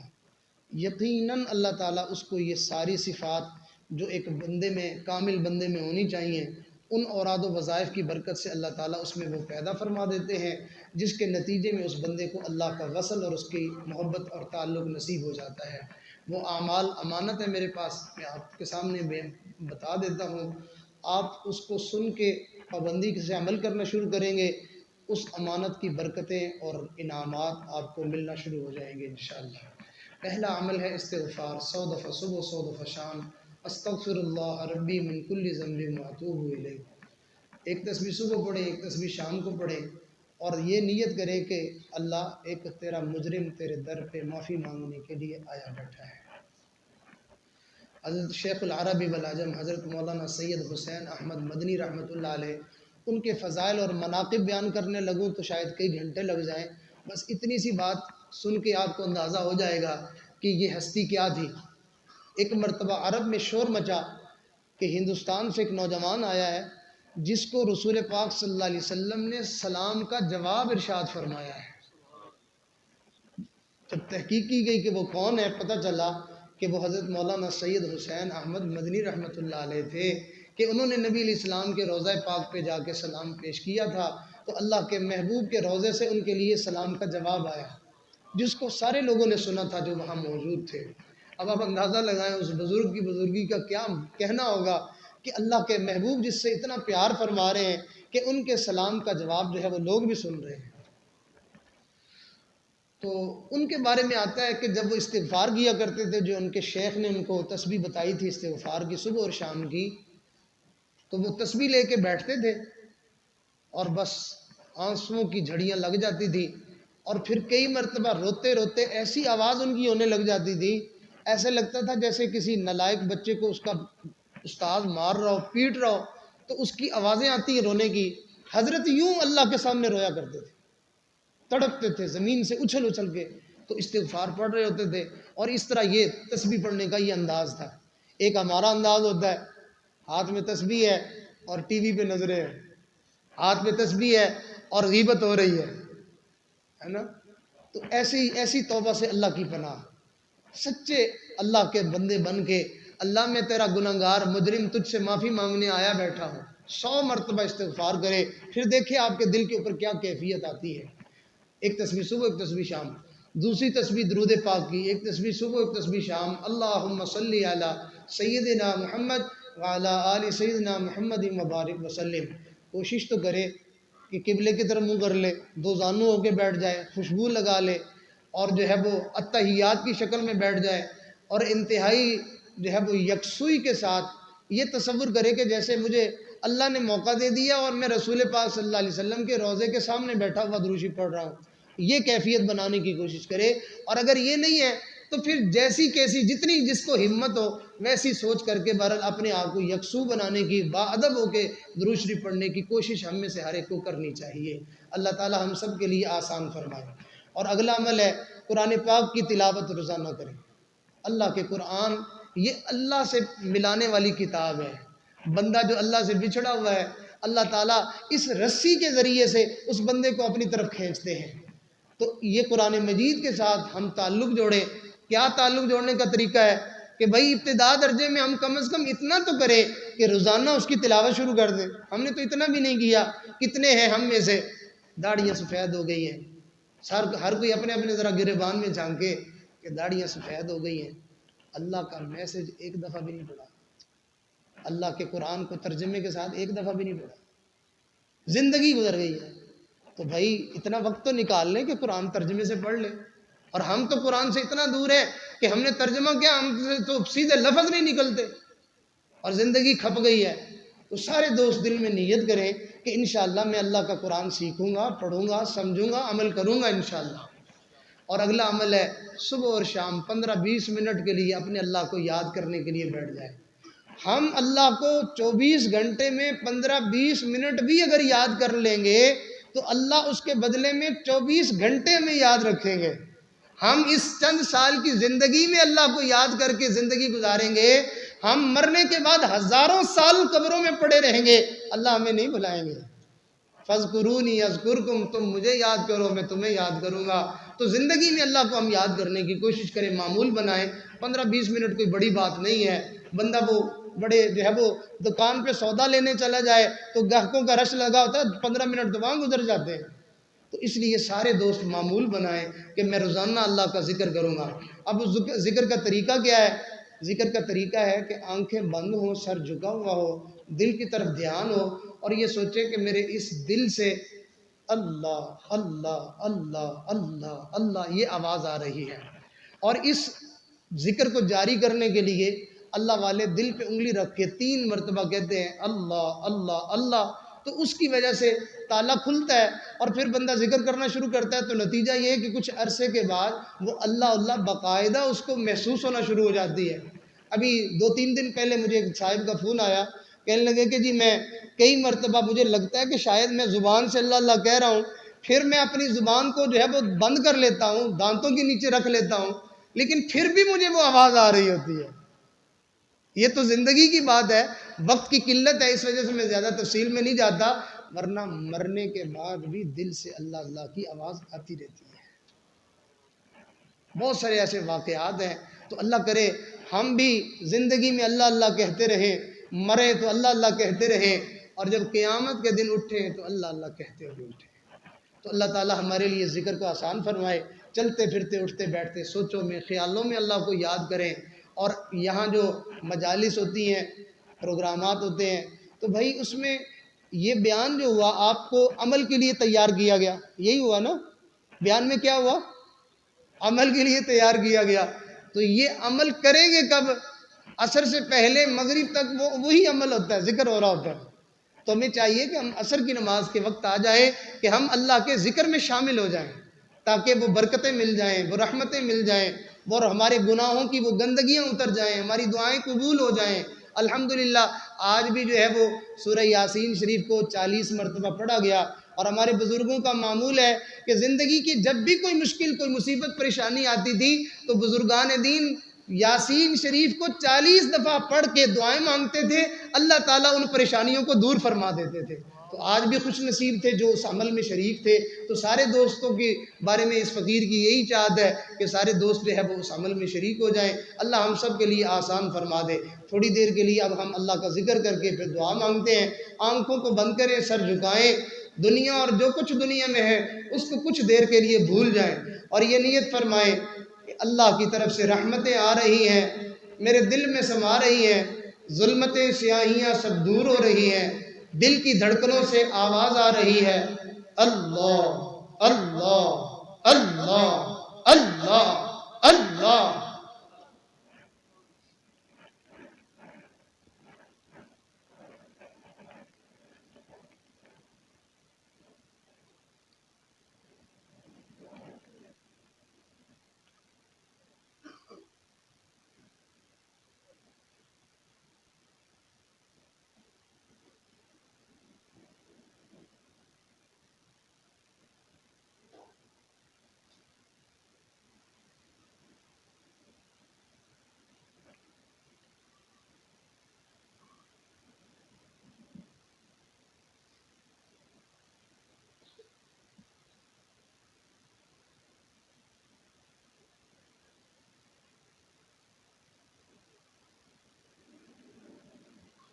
اللہ اللہ اللہ اللہ.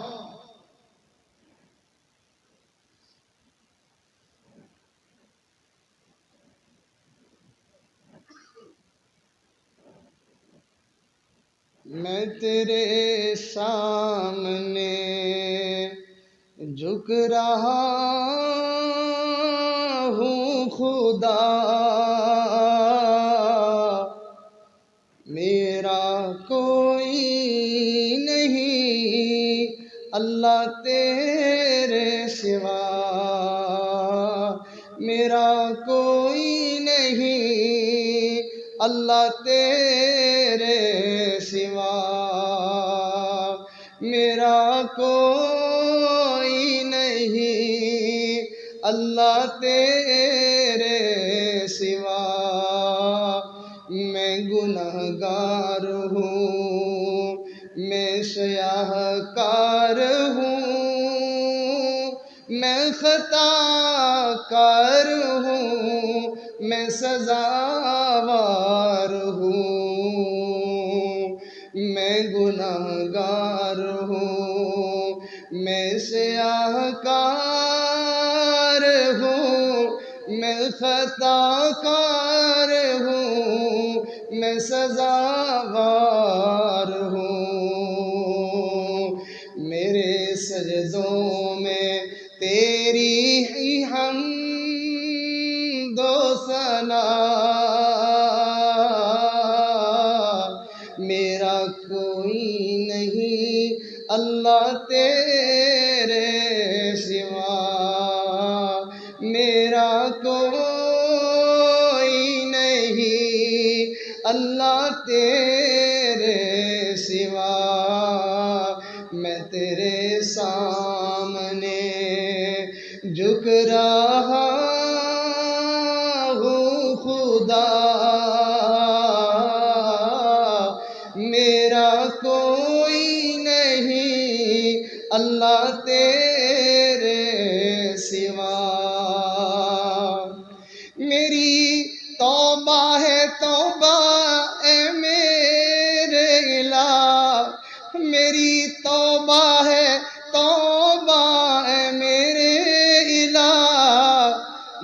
گناہگار کو تو نہ دینا سزا، مجھ گناہگار کو تو نہ دینا سزا، میری آہوں کو سن، میری آہوں کو سن، میری آہوں کو سن لے اے حاجت روا، میرا کوئی نہیں اللہ تیرے سوا، میرا کوئی نہیں اللہ تیرے سوا،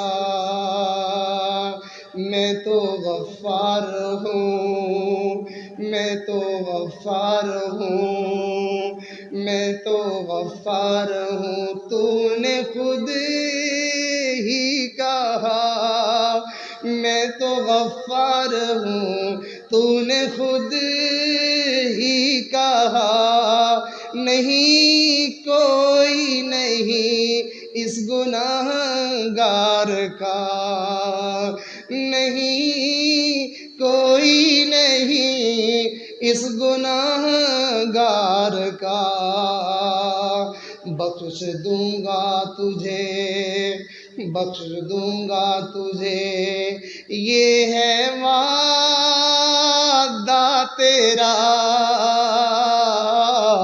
میرا کوئی نہیں اللہ تیرے سوا، میرا کوئی نہیں اللہ تیرے سوا، میں جھک رہا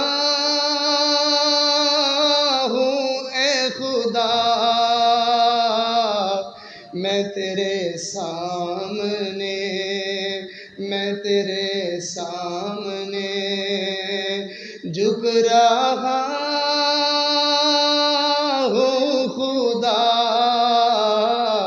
میرا کوئی نہیں اللہ تیرے سوا، میرا کوئی نہیں اللہ تیرے سوا، تیرے بندے تیرے در پہ آئے ہیں اب، تیرے بندے تیرے در پہ آئے ہیں اب، تیرے بندے تیرے در پہ آئے ہیں اب، تیرے ہی آگے سر جھکائے ہیں اب، تیرے آگے ہی سر جھکائے ہیں اب تو کر دے عطا،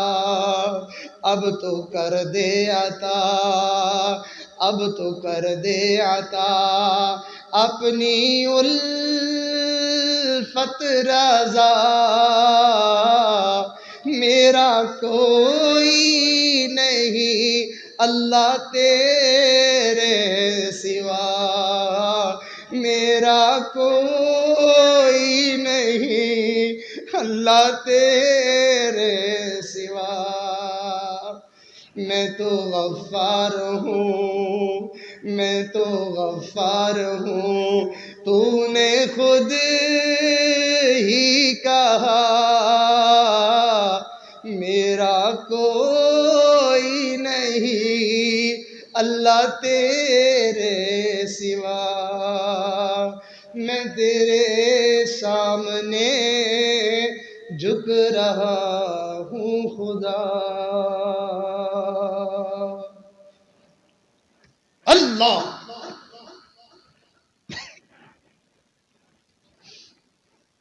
لا الہ الا اللہ محمد الرسول اللہ۔ آئیے اللہ کی منتیں کر لیجئے، آئیے اللہ کو منا لیجئے، آئے اپنے روٹھے ہوئے رب کو منا لیجئے۔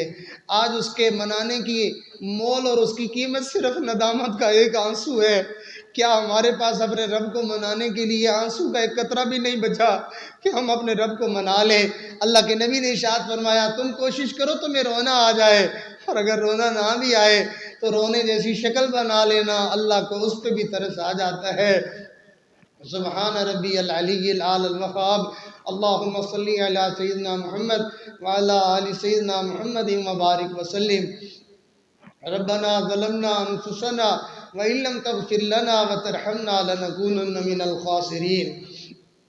اللہ ہم تیرے عاجز مسکین محتاج فقیر گناہگار بندے ہیں، ہمارے گناہوں کو معاف فرما، ہماری خطاؤں سے درگزر فرما، ہمارے عیبوں پر پردہ پوشی فرما، ہماری زندگی کی پچھلی تمام خطائیں لغزشیں معاف فرما، ہمیں آئندہ نیکوکاری والی زندگی عطا فرما، پرہیزگاری والی زندگی عطا فرما۔ اے اللہ ہم نے دنیا میں آ کے تجھے ناراض کر کے کوئی کمائی نہیں کی ہے، اللہ ہم نے تیری نافرمانی کر کے اللہ کچھ حاصل نہیں کیا ہے، اللہ ہم نے تیری بندگی اور عبادت کو چھوڑ کر کچھ جو ہے وہ پا نہیں لیا ہے، بلکہ ہم نے اپنے آپ کو برباد کیا، ہم نے اپنے لیے بڑے گھاٹے کا سودا کیا، بڑے نقصان کا ہم نے فیصلہ کیا، لٹ پٹ کے تیرے دربار میں آئے ہیں۔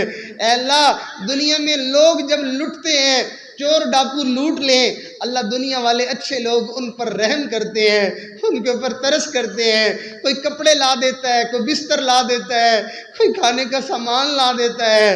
اے اللہ شیطان اور نفس جو کہ ڈاکو ہیں انہوں نے ہمیں لوٹا ہے، ہم لٹ پٹ گئے، تجھ پروردگار کے دروازے پہ آئے ہیں، تو ہمارے اوپر ترس کر لے، تو ہمارے اوپر رحم فرما دے۔ شیطان نے نفس نے ہمارا ایمان ہم سے لوٹا ہے، ہمارے اعمال ہم سے لوٹے ہیں، تو تیرا تعلق ہم سے لوٹا ہے، تیری محبت ہم سے لوٹی ہے، تیرے دوستوں کا پیار ہم سے چھین لیا ہے۔ میرے مولا اے کریم آقا لٹے پٹے تیرے بندے تیرے سامنے آئے ہیں۔ اے اللہ کوئی کہیں سے آیا اور کوئی کہیں سے آیا، میرے مالک دور دور کا سفر کر کے پوری رات سفر کر کے یہاں پہنچے ہیں، سردی میں ٹھٹھرتے ہوئے آدھی رات کے وقت پہنچ رہے تھے۔ اللہ میں بڑی دور سے آیا، اللہ میں بڑی دور سے آیا اور میں بڑی دیر سے آیا۔ اللہ کوئی تو دور سے آیا اور کوئی ویسے دیر سے آیا کہ آتے آتے بال سفید ہو گئے، آتے آتے زندگی کے کئی سال برباد ہو گئے، لٹ پٹ کے تیرے در پہ آ پہنچے ہیں۔ میں گرتے پڑتے تیرے دروازے پہ آ گیا ہوں، میں نے خود کو گرا لیا ہے وہاں پر، میں نے خود کو گرا لیا ہے وہاں پر، گرنے والے جہاں سنبھلتے ہیں۔ اللہ ہم نے تو یہی سنا ہے کہ اللہ والوں کے جو ہے وہ مجلسوں میں جو ہے وہ لوگوں کی زندگیاں سنبھل جاتی ہیں۔ میرے مولا ہم بھی تیرے ایک اللہ کے نیک بندے کے فیض کو حاصل کرنے کے لیے، ان کی نسبت کی برکت کو حاصل کرنے کے لیے ہم یہاں جمع ہیں۔ میرے مولا ہماری آج کی اس حاضری کو تو قبول کر لے۔ اللہ آج ان اپنے آئے ہوئے مہمانوں کے اوپر آج تو ترس کر لے۔ میرے مالک مہربانی فرما، اے کریم آقا کرم فرما، اے رحیم پروردگار رحمت کی ایک نگاہ فرما۔ اے اللہ آج جوانوں کو بھی معاف کر دے، اللہ آج بوڑھوں کو بھی معاف کر دے، اے اللہ آج مردوں کو بھی معاف کر دے، آج ہماری عورتوں کو بھی معاف کر دے۔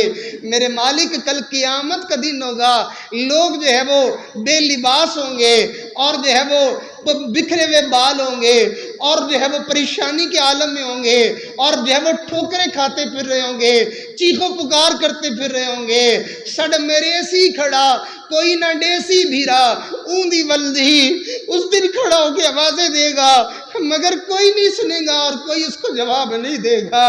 یا اللہ تو جس نے تیرے ساتھ تعلق بنایا ہوا ہوگا تو قیامت کے دن اس کے لیے اللہ تو اس کے لیے جو ہے وہ اس کے لیے آسانیاں کر دے گا۔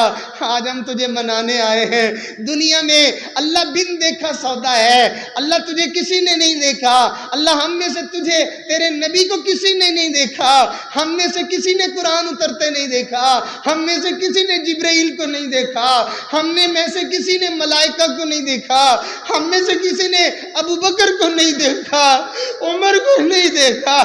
اللہ ہم نے تو جب سے ہوش سنبھالا ہے گناہوں کے انبار دیکھے ہیں، اللہ نافرمانیاں ہوتے دیکھی ہیں، تیرے نیک بندوں سے تیرے تذکرے سنے، تیرے نبی کی باتیں سنی، تیرے قرآن کی باتیں سنی، میرے مولا ہم ایمان لے آئے۔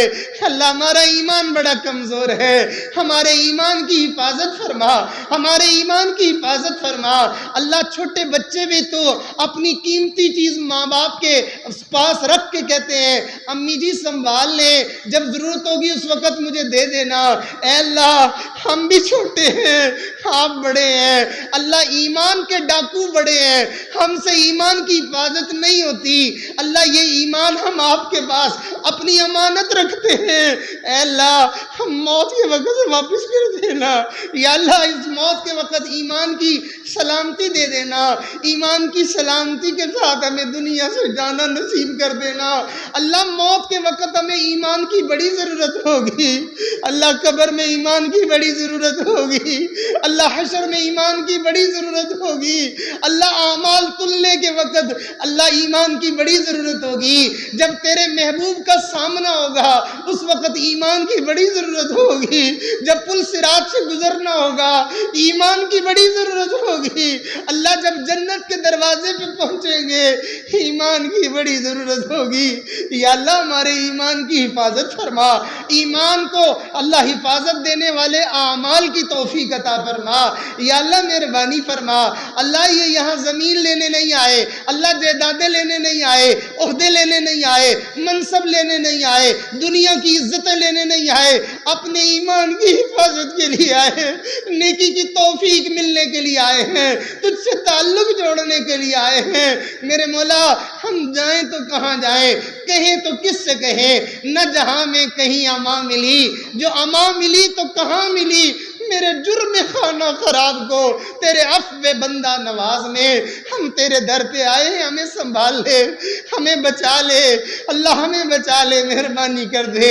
اللہ ہم نظر اٹھاتے ہیں ہمارے ایمان کے ضائع ہونے کا خطرہ ہو جاتا ہے، ہم زبان سے کوئی لفظ بولتے ہیں ہمیں اپنے ایمان کے جانے کا ڈر ہو جاتا ہے۔ یا اللہ مہربانی فرما، ہم کاروبار کرتے ہیں، لین دین کرتے ہیں، ہمیں اپنے ایمان کے لالے پڑ جاتے ہیں۔ یا اللہ ایک ایک ٹکے کے پیچھے ہمیں اپنا ایمان جاتا ہوا محسوس ہوتا ہے۔ یا اللہ مہربانی فرما، یا اللہ مہربانی فرما، اللہ ہمیں رشتہ داریوں کے پیچھے اپنا ایمان جاتا ہوا نظر آتا ہے، ہمیں اپنے دوستیوں کے پیچھے ایمان جاتا ہوا نظر آتا ہے۔ یا اللہ ہم جو ہے وہ نیٹ پہ دیکھتے ہیں، ہم اخبارات پڑھتے ہیں، ہم رسائل پڑھتے ہیں، ہم لوگوں کی ادھر ادھر کی باتیں سنتے ہیں۔ اے اللہ کوئی قادیانی کھڑا ہو جاتا ہے، کوئی مرزائی کھڑا ہو جاتا ہے، کوئی غامدی کھڑا ہو جاتا ہے، کوئی جو ہے وہ رافضی کھڑا ہو جاتا ہے، طرح طرح کی باتیں کرتے ہیں، میرے مولا ہمیں نہیں پتہ چلتا۔ یا اللہ ہمارے ایمان کی حفاظت فرما، ہمیں صراط مستقیم پر قائم رہنا نصیب فرما۔ یا اللہ مہربانی فرما، اے کریم آقا اس آئے ہوئے مجمع کو آج ایک مرتبہ پیار سے دیکھ لے، تیری ایک نگاہ کی بات ہے، میری زندگی کا سوال ہے، تجھے تیرے حبیب کے اس سنائے ہوئے فرمان کا واسطہ کہ تیرے نبی نے ارشاد فرمایا مختلف شہروں سے، مختلف قبیلوں سے، مختلف زبانوں سے تعلق رکھنے والے لوگ ایک جگہ جمع ہوئے، سب کا مقصد اللہ کو یاد کرنا تھا، اللہ کو راضی کرنا تھا۔ ان کے مجمع کو فرشتے گھیر لیتے ہیں اور جب ان کی مجلس ختم ہوتی ہے آپ مجلس کے ختم ہونے سے پہلے ان سب کی مغفرت کر دیتے ہیں اور آپ فرماتے ہیں فرشتوں گواہ ہو جاؤ میں نے سب کو معاف کر دیا۔ ربا تو بھی سچا، تیرا حبیب بھی سچا، تجھے تیرے حبیب کی سچائیوں کا واسطہ آج اس جو ہے جھوٹی زبانوں والے مجمع کو آج تو معاف کر دے، راضی ہو جا، مہربانی کر دے۔ ہماری عبادتیں بھی جھوٹی، ہماری دعائیں بھی جھوٹی، اللہ ہمارا سب کچھ بناوٹی ہے، ہم ہیں کھوٹا مال، کھرا بننے کے لیے تیرے در پہ آئے ہیں، کھرا بننے کے لیے آئے ہیں، کھرا بننے کے لیے آئے ہیں، تیرا بننے کے لیے آئے ہیں، تیرے ساتھ دوستی کرنے کے لیے آئے ہیں. ہمیں طریقہ نہیں آتا, ہمیں طریقہ نہیں آتا, ہمارے اندر ہمت نہیں ہے, ہم پستیوں میں گرے ہوئے ہیں. تو ہمیں سنبھال لے, تو ہمیں اٹھا لے, تو ہماری مدد کر دے, تو ہماری حفاظت کر دے. اللہ ہمارے اوپر تو رزق کی تھوڑی سی تنگی ہوتی ہے, ہمیں اپنا ایمان جاتا ہوا نظر آتا ہے. کاروبار تھوڑا سا ڈولتا ہے, ہمارا ایمان بھی ڈولنے لگ جاتا ہے. میرے مولا گھر میں کوئی پریشانی آتی ہے, ہمیں اپنا ایمان ڈولتا ہوا نظر آتا ہے.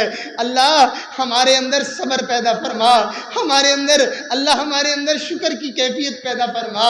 اللہ ہمارے اندر اپنی محبت پیدا فرما, اپنا تعلق پیدا فرما. یا اللہ مہربانی فرما. اے اللہ آج سب کے دعاؤں کو قبول فرما لے. اس مجمع میں تیرے نیک بندے بھی ہیں, علماء بھی ہیں, حفاظ بھی ہیں, سفید داڑھیوں والے بھی ہیں, اللہ مرد بھی ہیں, خواتین بھی دور بیٹھی آمین کہہ رہی ہیں. میرے مولا کسی ایک پر رحم کر دے. اللہ اس مجمع میں مسافر بھی ہیں, دور سے سفر کر کے آئے ہیں. تیرے نبی نے ارشاد فرمایا اللہ مسافر کی دعا قبول کرتا ہے. اللہ تیرے نبی نے یہ نہیں بتایا کہ مسافر کیسا ہو, تہجد گزار ہو, شب زندہ دار ہو, متقی ہو, پرہیزگار ہو. فرمایا مسافر کی دعا قبول ہوتی ہے. یا اللہ مسافر تو ہے نا, یا اللہ مہربانی فرما دے. اگرچہ گناہگار ہیں میرے مولا, مسافر تو ہیں, لاج رکھ لے, لحاظ کر لے, کوئی بہانہ بنا دے, کوئی رحمت دینے کے لیے کوئی بہانہ بنا دے. اللہ تیری رحمت تو بہانے ڈھونڈتی ہے نا. اے اللہ تو جو ہے وہ قیمت نہیں مانگتا رحمت دینے کے لیے, تو بہانے بنا کے اپنے بندوں کو نواز دیتا ہے. آج اس مجمع کو نواز دے میرے مولا. دور سے لوگوں کے پیغامات آئے, یہاں پہنچ کر لوگوں نے پیغامات دیے. اے اللہ کسی کے ہاں کوئی بیمار, کسی کے ہاں کوئی پریشان, کسی کے ہاں کوئی مقروض, اللہ کوئی تنگ دست, کوئی جو ہے وہ گھر کے معاملات کی وجہ سے پریشان. اے اللہ آپ نے فرمایا امن یجیب المضطر اذا دعا, کون ہے دکھی پریشان حال کی دعاؤں کو قبول کرنے والا. اللہ سن لے. اللہ آج بیماروں کو شفا دے دے, اللہ بیماروں کو شفا دے دے, قرض داروں کو قرضوں سے نجات دے دے, تنگ دستوں کی تنگیاں دور فرما دے, بے روزگاروں کو اچھے روزگار دے دے, بے گھروں کو اپنے گھر دے دے, بے اولادوں کو نیک اولاد دے دے. اللہ جو اولاد والے ان کی اولادوں کو نیک بنا. اے اللہ آنکھوں کی ٹھنڈک بنا, خوشیوں کا ذریعہ بنا. ہمارے اعزا قارب رشتہ دار والدین جو فوت ہو گئے اللہ ان کی مغفرت فرما, جن کی مغفرت ہو گئی ان کے درجات بلند فرما. میرے مولا کتنے لوگ ہیں جو دنیا سے چلے گئے, وہ سوچا کرتے تھے میں تہجد پڑھوں گا, میں نیک بنوں گا, میں قرآن پڑھوں گا, میں ذکر کیا کروں گا, میں اللہ والا بن جاؤں گا, مگر وہ سوچتے رہے اور ان کو موت نے آ پکڑا. یا اللہ کہیں ہمارے ساتھ بھی معاملہ ایسا ہی نہ ہو جائے کہ ہم سوچتے ہی رہ جائیں. یا اللہ آج کے بعد تو ہماری زندگی بدل دے, آج کے بعد تو ہمارے دل کی کیفیت بدل دے, آج کے بعد اللہ ہمیں راتوں میں اٹھنا نصیب فرما دے, اللہ ہمیں روزے رکھنا نصیب کر دے, ہمیں قرآن پڑھنا نصیب کر دے. یا اللہ مہربانی فرما, ہمیں تنگیوں سے بچا, ہمیں مصیبتوں سے بچا, ہمیں پریشانیوں سے بچا, ہمیں دکھوں سے بچا, ہمیں غموں سے بچا. اللہ اپنی ناراضگی سے بچا, اپنی نافرمانیوں سے بچا. میرے مالک مہربانی فرما. اللہ ہمیں اپنا تعلق عطا فرما. اللہ جو مانگا وہ بھی عطا فرما, نہیں مانگا وہ بھی عطا فرما. اے اللہ جن حضرات نے بھی یہاں پہ جو ہے وہ خدمت کی, یا جنہوں نے بیانات کیے, جو ہے وہ تیرے نبی کی ثنا کی, قرآن پڑھا, جس انداز میں بھی کسی نے شرکت کی, یا آنے والے مہمانوں کے لیے کھانے کا انتظام کیا, ان کے بٹھانے کا انتظام کیا, دیکھ بھال کی, میرے مولا سب کی خدمتوں کو قبول فرما, سب کو جزائے خیر عطا فرما. اللہ اس جگہ کو مینارہ نور بنا, رشد و ہدایت کا مرکز بنا, ہمارے حضرت کے فیض کے جو ہے اس کو منبع مرکز بنا. اللہ یہاں سے ہمارے مشائخ کا فیض جاری فرما. اے اللہ ہمارے حضرت کی زندگی میں, صحت میں اللہ برکتیں نصیب فرما, ان کا سایہ ہمارے اوپر, پوری امت کے اوپر سلامت فرما. اللہ سلامت فرما, اللہ سلامت فرما, اللہ سلامت فرما, اللہ حفاظت فرما, اور پورے عالم کو ان کے فیض سے فیض یاب فرما. جتنے بھی ہمارے اکابرین ہیں, مشائخ ہیں, بزرگان دین ہیں, علماء ہیں, اللہ سب کی حفاظت فرما, مدرسوں کی حفاظت فرما, مسجدوں کی حفاظت فرما, خانقاہوں کی حفاظت فرما, دعوت و تبلیغ کے کام کی حفاظت فرما, مراکز کی حفاظت فرما. اللہ دینی محنتوں کوششوں کی حفاظت فرما, مجاہدین کی حفاظت فرما. فرما، اے اللہ ختم نبوت والوں کی حفاظت فرما، اے اللہ تیرے نبی کے یاروں کا جو ہے وہ عزت اور ناموس کی حفاظت کرنے والے اللہ ان کی بھی حفاظت فرما، دین کے جس شعبے کے ساتھ جو کوئی بھی جڑا ہوا ہے سب کی محنتوں کو قبول فرما، ہماری ان دعاؤں کو قبول فرما، ہمیں مانگنا نہیں آتا بن مانگے دے دے، تو بڑا دینے والا ہے، تیرے تو خزانے بڑے وسیع ہیں، میرے مولا تو ہماری مانگ نہ دیکھنا، اپنی شان دیکھنا، ہم نے تو دنیا والوں کو اس طرح سے بھی دیتے ہوئے دیکھا کہ بولنے والے نے کچھ نہیں کہا، صرف ہاتھ سے اشارہ کیا کہ 1 روپے کا سوال ہے، اے اللہ تیرے بندے ایک اشارہ دیکھ کے اپنی جیب سے نکال کے دینے کے لیے تیار ہو جاتے ہیں، اللہ آپ تو دلوں کے بھید جانتے ہیں نا، تیرے بندے یہاں کیوں آئے ہیں، تیرے بندے تجھ سے کیا کہتے ہیں، میرے مولا کس سے مانگیں، کہاں جائیں، کس سے کہیں، اور دنیا میں حاجت روا کون ہے، سب کا داتا ہے تو، سب کو دیتا ہے تو، تیرے بندوں کا تیرے سوا کون ہے، یا اللہ مہربانی فرما، جو مانگا وہ بھی عطا فرما، نہیں مانگا وہ بھی عطا فرما، اللہ ہم سب کو حرمین شریفین کی زیارت نصیب فرما، اپنے گھر کا دیدار عطا فرما، اپنے نبی کے روزے کی حاضری نصیب فرما، خواب میں محبوب کا دیدار عطا فرما، ہم اس زمانے میں دنیا میں آئے ہیں کہ ہم تیرے نبی کا چہرہ نہ دیکھ سکے، کل قیامت کے دن کچھ گناہگاروں کو گناہوں کی سزا میں تو اندھا کھڑا کر دے گا، اللہ اگر کل بھی اندھے ہو گئے تو پھر اس دن بھی تیرے نبی کا چہرہ نہیں دیکھ سکیں گے، اللہ دوہری محرومی سے بچا لینا، یہاں نہیں دیکھ سکے وہاں تو دکھا دینا، وہاں تو دکھا دینا، یا اللہ مہربانی فرما، ہماری ان دعاؤں کو قبول فرما، اللہ خصوصاً وہ خواتین جو تمام آنے والے مہمانوں کے کھانے پکانے میں اور جو ہے وہ طلباء کی خدمت میں اور جو ہے وہ اس سلسلے کے کام میں معاونت فرماتی ہے، اور ان کے جو ہے وہ آدھی رات میں بھی کوئی مہمان آ جائے تو ان کی دیکھ بھال کرتے ہیں، یا اللہ ان کو صحت سلامتی والی زندگی عطا فرما، اللہ ان کو اپنے چنے ہوئے بندیوں میں شامل فرما، اے اللہ ہماری ان دعاؤں کو قبول فرما، اے اللہ ہم نے جو مانگا وہ بھی عطا فرما، نہیں مانگا وہ بھی عطا فرما، جتنے بھی ہمارے مہمان تشریف لائے ہیں اللہ جو واپسی کا جانے کا ارادہ رکھتے ہیں اللہ سلامتی سے، اللہ خیریت سے، اللہ عافیت سے، اللہ حفاظت سے لے جانا، اور بار بار نیکی کے مواقع نصیب فرماتے رہنا، یا اللہ ہماری ان دعاؤں کو قبول فرما، جیسے آج اپنے نام کی نسبت سے تو نے یہاں مرکز میں ہمیں جمع فرما دیا، اللہ اپنے نام کے صدقے میں کل قیامت کے دن اپنے محبوب کے دسترخوان پہ بھی جمع ہونا نصیب فرما دینا، ربنا تقبل منا